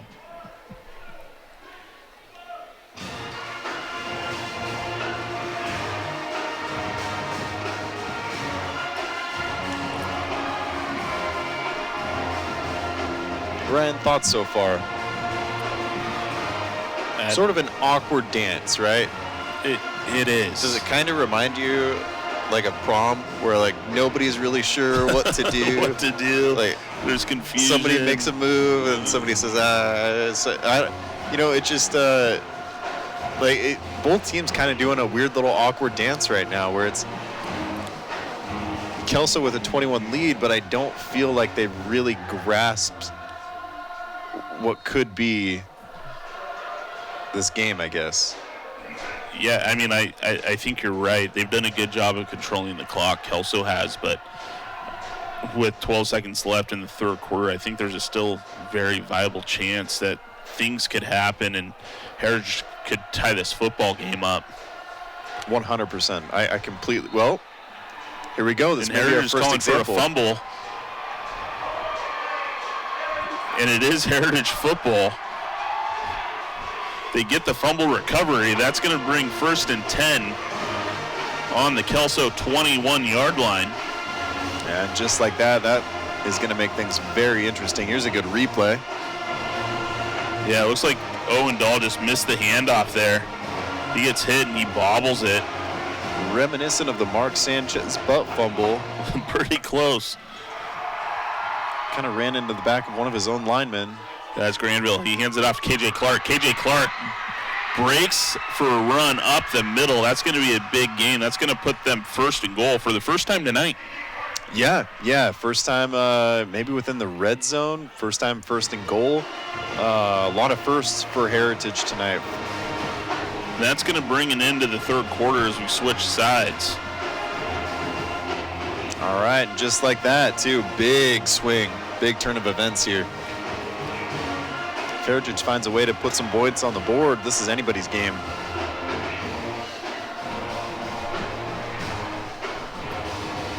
Yeah, Heritage really felt like the more dominant team that third quarter. Granted, Kelso lost 2 of its more valuable members to injury earlier in the game. But still, you need a team to take advantage of that. And Heritage seems to be doing that. A couple steps forward, maybe a couple steps backward, but right now looking to get on the board. Yeah, Heritage really needs their leaders to step up right now. I mean, you've got Granville out there. I mean, your quarterback is always going to be a leader, but being second string, you've still got Owen Daly on the sidelines. What can he do to bring his team together? And then you've got Traylon McGraw. I mean, he's been fiery tonight, but he has to use that energy for good to propel his team. I mean, this is an opportunity for Heritage that I don't take back what I said. We could see a tie ball game here by the end that we see zeros. Granville's got KJ Clark. He looks wide. Granville's going to keep it himself. He tries to get it to the outside, cut up the middle, and he's going to get a loss of 2.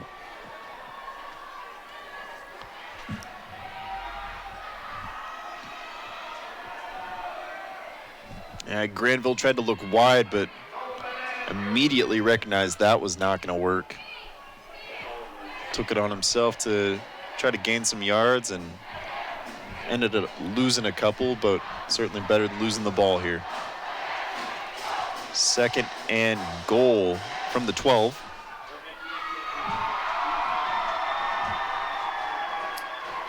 Granville's got 3 wide, 2 is left. And this is going to be whistled dead. Looks like this may be a false start against the Timberwolves. It is, and that's going to go ahead and back them up 5, and that brings it to 2nd and 17.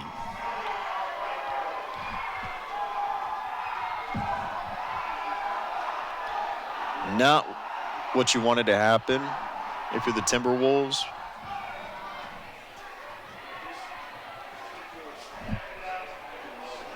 No, those 2 plays have killed any type of momentum that you once had.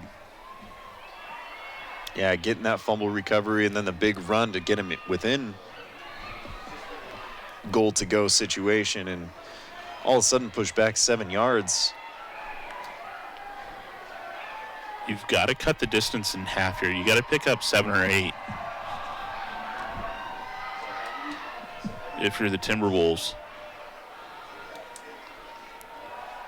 Granville pitches this one out to KJ Clark. Clark just running forward. He's going to get a gain of a few. Yeah, that takes it to the 14-yard line. Not quite half. It is something. A couple more downs. You got 2 more plays to find the end zone. Forget a field goal. It's not going to. Yeah. You need a touchdown here. Kelso ready to go. Granville's got 5 wideouts.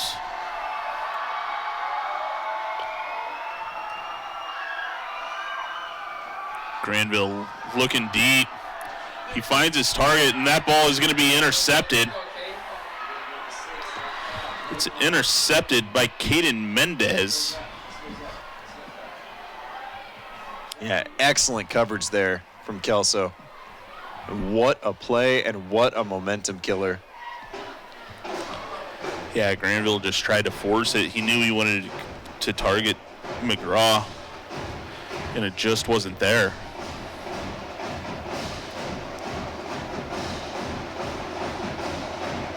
All right, well, if you're Heritage, if you're the defense here, you got to get a quick stop.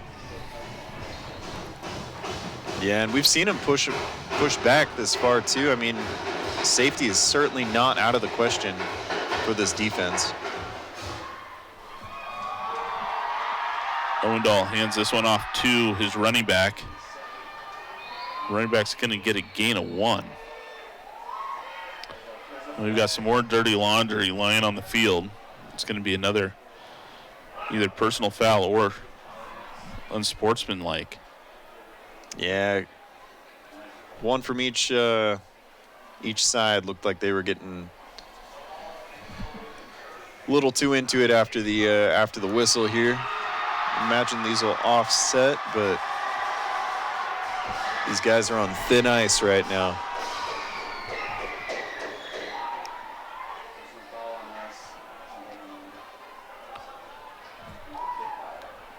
All right, so we've got 2nd down and 9.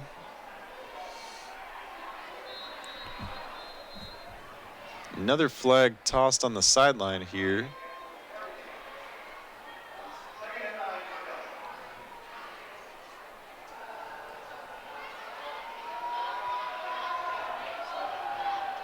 Looks like it was sideline warning.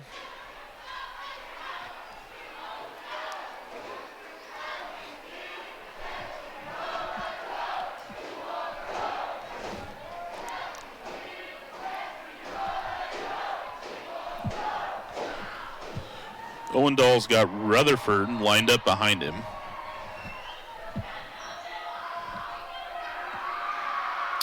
Rutherford takes the handoff, tries to bounce outside. He's going to go ahead and pick up a few, and that brings up 3rd and 5.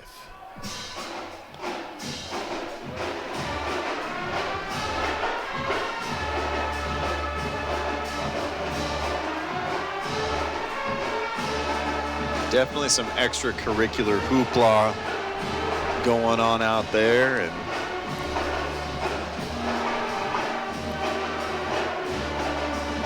both teams feeling the intensity.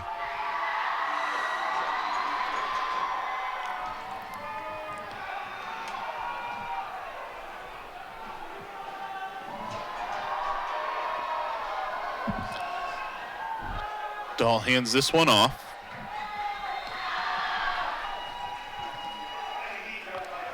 That was Rutherford once again. He was unable to go anywhere. Quick stop, too, like you were saying, Ryan. Kelso staring down 4th down right now. Looks like to be 4th and 7. Deep inside their own territory, too. They're going to need a big punt here. Big punt and a fortunate bounce. Well, and the way McGraw's been playing tonight, you know he's going to do everything he can to field this and get any extra yards out of it that he can. It's a low-driven punt. It is going to be fielded by McGraw. McGraw runs into a defender right in the middle of the field.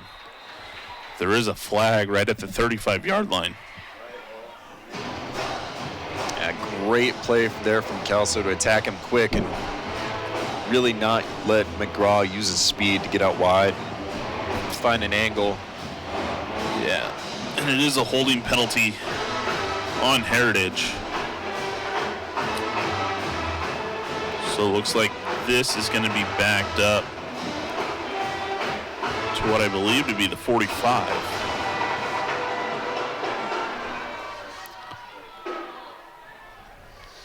All right, we've got Granville back in at quarterback here.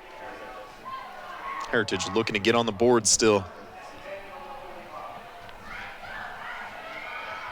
0 for 1 on red zone trips.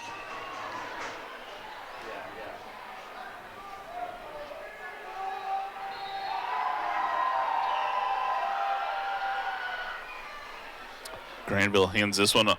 Oh, he keeps it. He fooled me. He bounces out to the outside. He's going to get brought down at the close hash mark. Looks like to be a gain of 8. That's going to bring up 2nd and 2.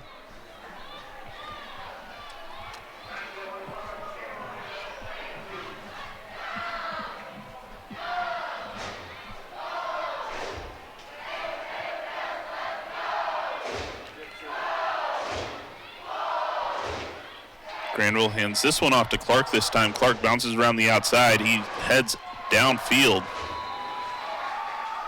That's going to be a gain of, looks like 8, and that's going to be enough to move the chains. Looks like we've got another injured player down for Kelso. And a couple flags, too. All sorts of stuff happening out here.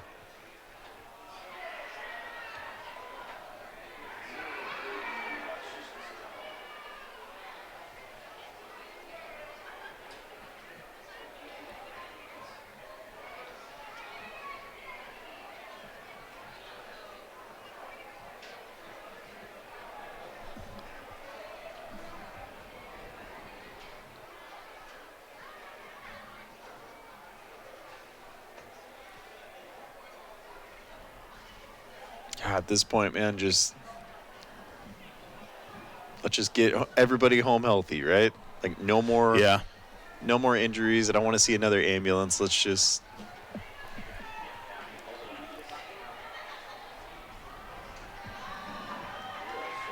That's Big Joe White too. He walks off on his own power. That's a great thing to see.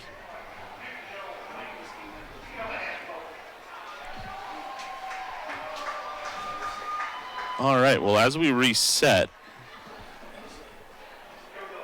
looks like after everything is said and done, it's 1st and 10, just inside the 15-yard line for the Timberwolves.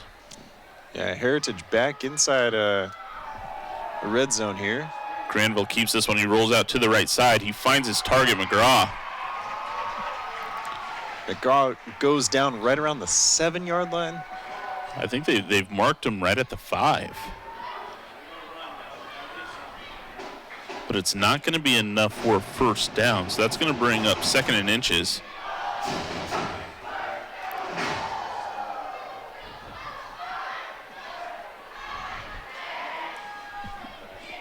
Have to think Granville's either going to keep this one or hand it right off to KJ Clark.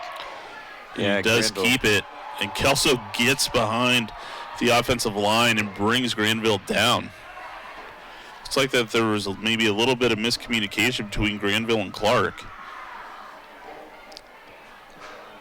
Yeah, the whole way you could tell he wanted that one. So in comes Isaiah James for the Timberwolves. Juan De Leon as well coming out onto the field. 6:40 left in the fourth quarter. Granville giving it another go on 3rd and 3. Hands this one off to James. James heads straight downfield. And he pushes his way into the end zone. There is a flag on the play. It looks like we have a hold. So this is going to come back against the Timberwolves.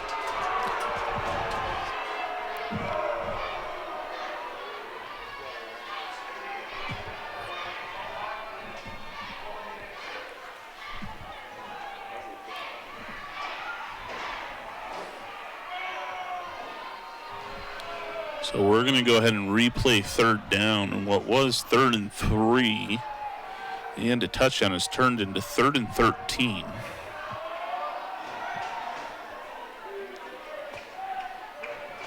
Heritage definitely feeling the emotion out there. They're frustrated.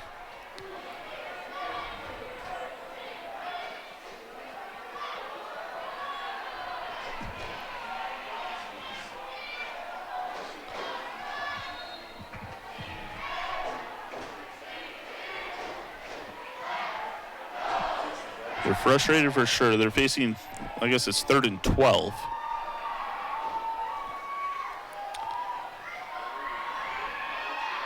Granville unable to escape the pocket. He's going to go ahead and get sacked. That brings up 4th down, 4th and long. Kainoa Feely in the backfield.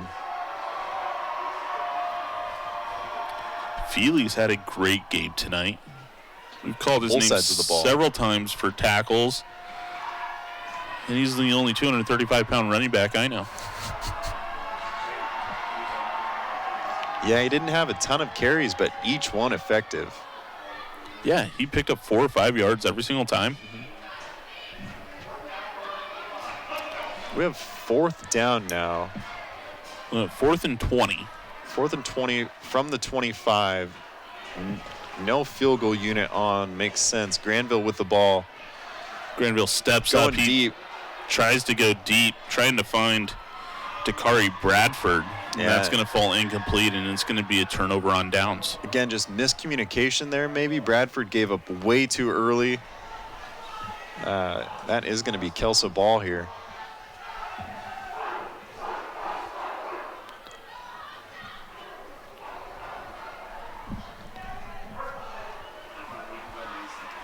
All right, 5 minutes, 30 seconds left in the game.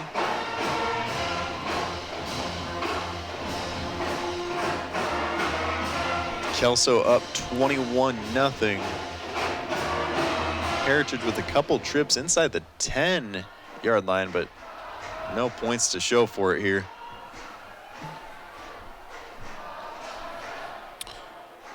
Owen Dahl hands this one off to Feely. Feely runs downhill. He's going to go ahead and pick up 7. That brings up 2nd and 3.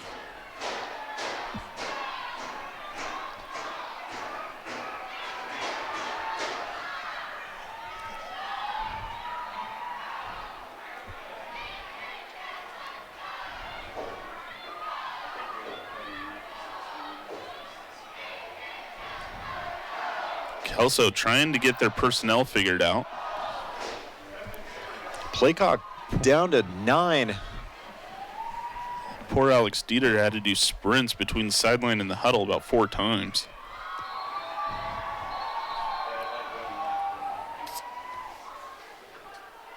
And we've got a timeout for Kelso to prevent the delay of game penalty.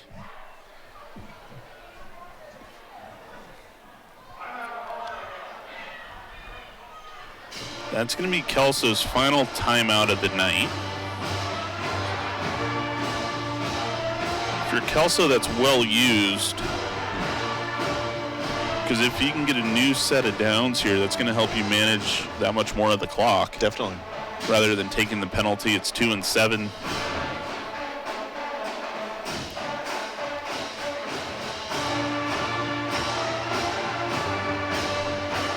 With 4 minutes, 42 seconds left, this one is starting to feel out of reach for Heritage. It's just a matter of, can they get on the board? Can we make it close?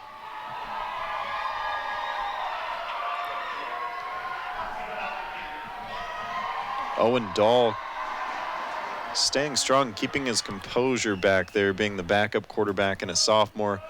Had one fumble, but been able to stay calm, cool, and collected outside of that. Well, and he's put in a tough position. I mean, his brother's a starter. He gets hurt. Watch his brother leave in an ambulance with an arm injury. This time he hands it off to Feely. Feely makes the corner. There is a flag in the backfield here. It might negate the run. It does negate the run from Feely. Feely's going to check himself out. This is a hold, so it's going to turn into 2nd and 12. Yeah, Feely with a little limp here too. Man, Kelso's going to be feeling bruised up by the end of this game.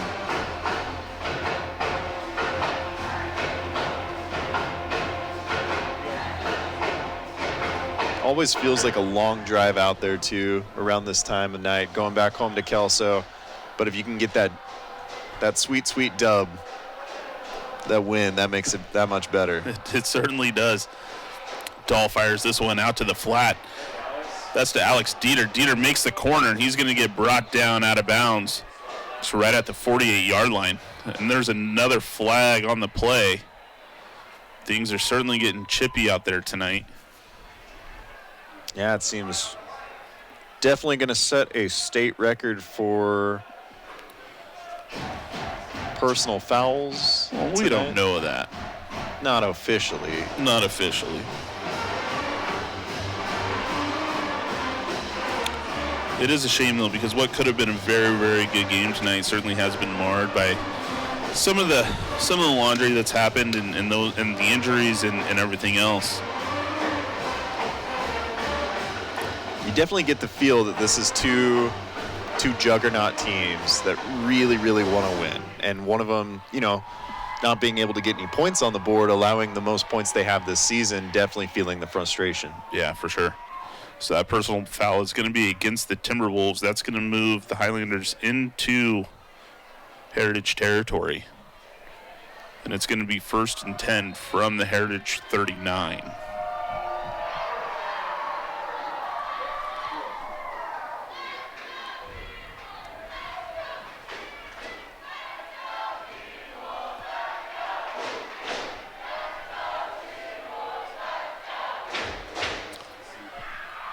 Dahl, 5 seconds left on the play clock, takes the snap. He fires one out long to the corner. That's Dieter. Dieter makes the catch. That wasn't Dieter. I am sorry. That is number 11, Caden Mendez, with the touchdown catch. There's a flag on the play. That was Traylon McGraw that got beat in coverage, too. Pass interference against Heritage. So that penalty will be declined. The touchdown will stand. And that pushes the score to 27-0 in favor of Kelso. Jay Waddle with his 4th extra point attempt of the evening.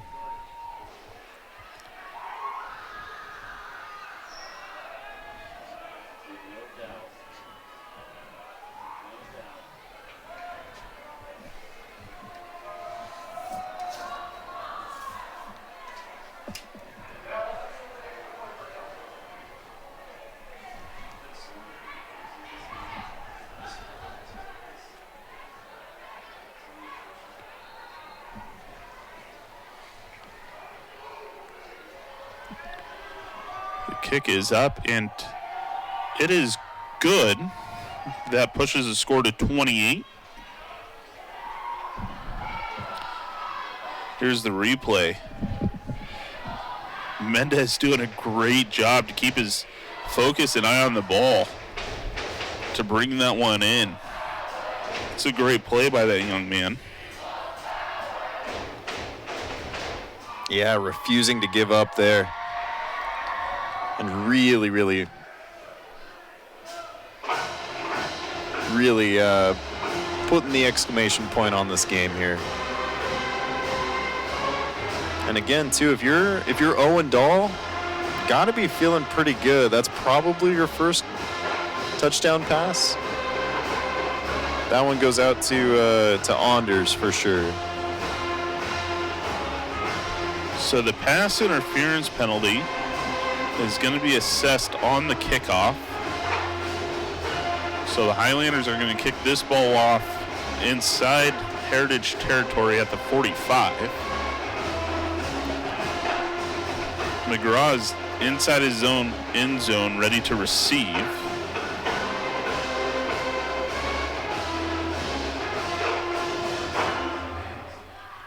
You also have Bradford and Karpiuk standing right around the 10-yard line.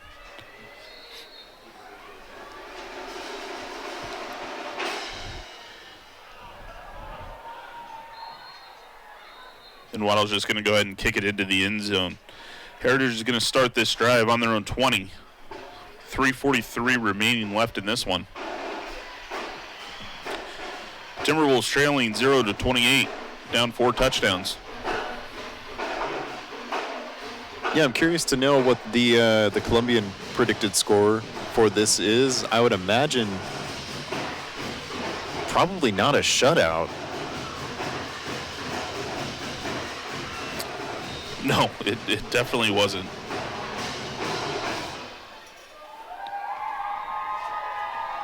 They did predict Kelso to win.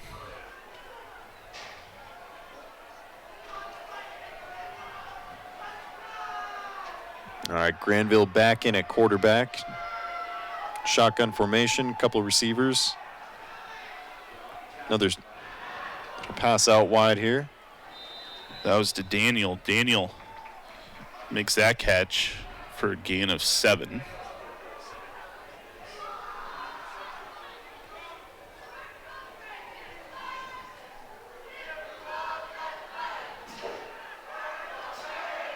All right, 2nd and 3 here from the 27. Call it 28-yard line.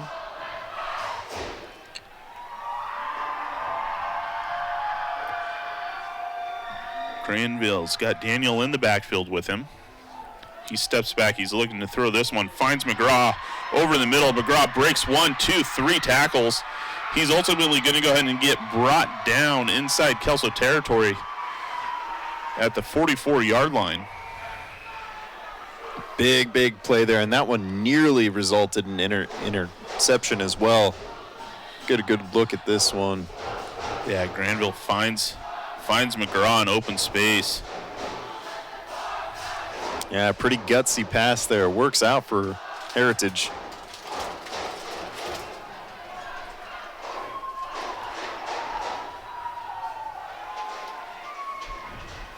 Granville's looking downfield. He's going to decide to go ahead and keep this one. He makes his way towards the sideline. He's going to get brought down near the first down marker. Looks like he's going to come up a yard short. Yeah, good tackle there in the open field. Going to limit the damage. It does look like clock will continue to run. He was tackled in bounds. Heritage with a couple timeouts. Let's see if they want to spend them or if they are content with the result and walk away here. Granville rolls out to his left. He fires on the run. Finds Braden Oster. As Oster goes out of bounds, that's going to stop the clock and move the chains. Granville finding a little rhythm here. Gets out to the 24.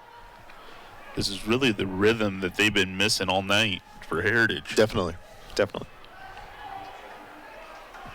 Yeah, we have not seen a pass here or there, but really I've barely seen a couple plays strung together from the Heritage offense.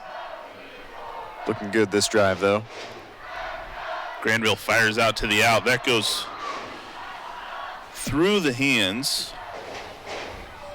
of his receiver. Not able to make a completion there. Kiava Presley Pittman didn't look super prepared for that one. That does stop the clock, though. 2nd down.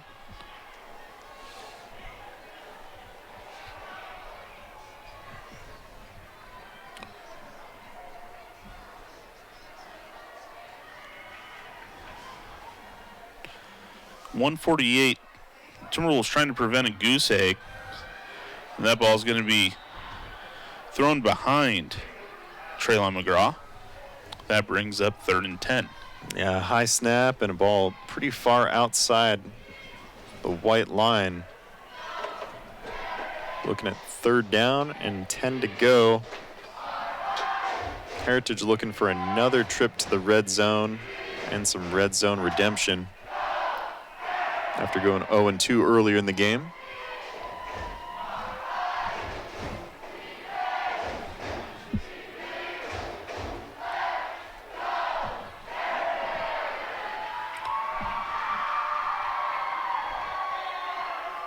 Granville decides to keep this one. He makes his run up the middle. He's going to get to the 20-yard line. That's going to bring up 4th and 6. The clock is going to continue to run at this point.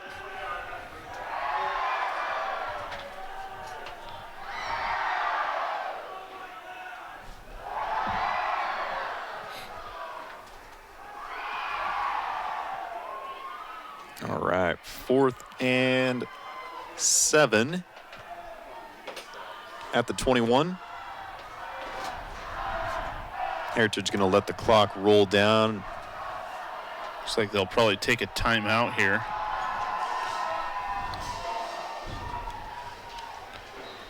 That's exactly what happens. That's going to stop the clock with 55 seconds left. As Heritage faces 4th and 6.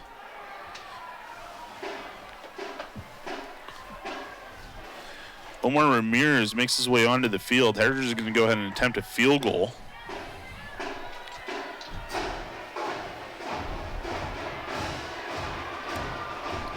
Traylon McGraw really having a hard time here accepting the result, too. Definitely gave it his all out there. Pretty much 47 of the 48 minutes.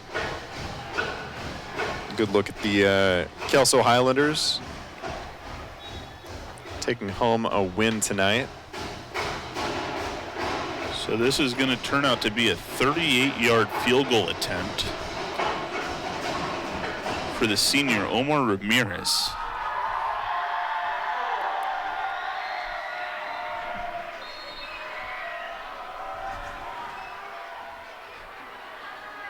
And that field goal is going to be blocked. Caproduct sprints to recover to prevent a touchdown. And Kelso's going to take the ball over at the 49-yard line. And they do keep the shutout intact here as well.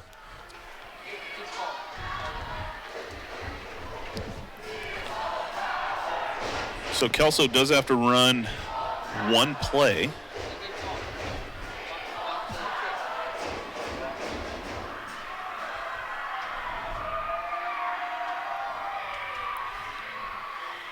They've got to run 9 seconds off the clock before they can just kneel it out. Almost expect a couple knees here, right? If Heritage was content just letting the clock run out last drive. See how this goes here. And that's what Kelso elects to do.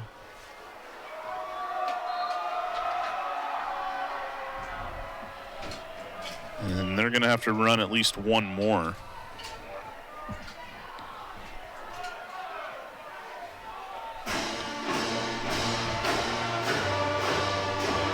So unfortunately, there's a lot of firsts tonight for the Heritage Timberwolves.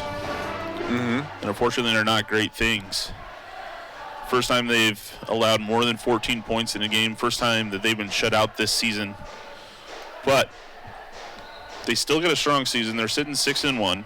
Still sitting in a good spot. Number 2 in the 3A league standings. So I mean, they've got to work. They've got to bounce back and you know, get back to their ways next week. Sure. Yeah, this one from the get-go seemed a little off. Hopefully we get to see how Heritage responds next week. But again, this is two teams that really wanted the win tonight, and one of them was going to go home unhappy. That's just the way it works. So. Well, that's it for Mackenzie Stadium tonight. Final score: Kelso Highlanders 28, Heritage High School Timberwolves 0. We're here. We will be here next week. Looking forward to seeing you guys and hearing from you. Have a great week. I'm Ryan Vassbinder for Kyle Bleake. Have a great night.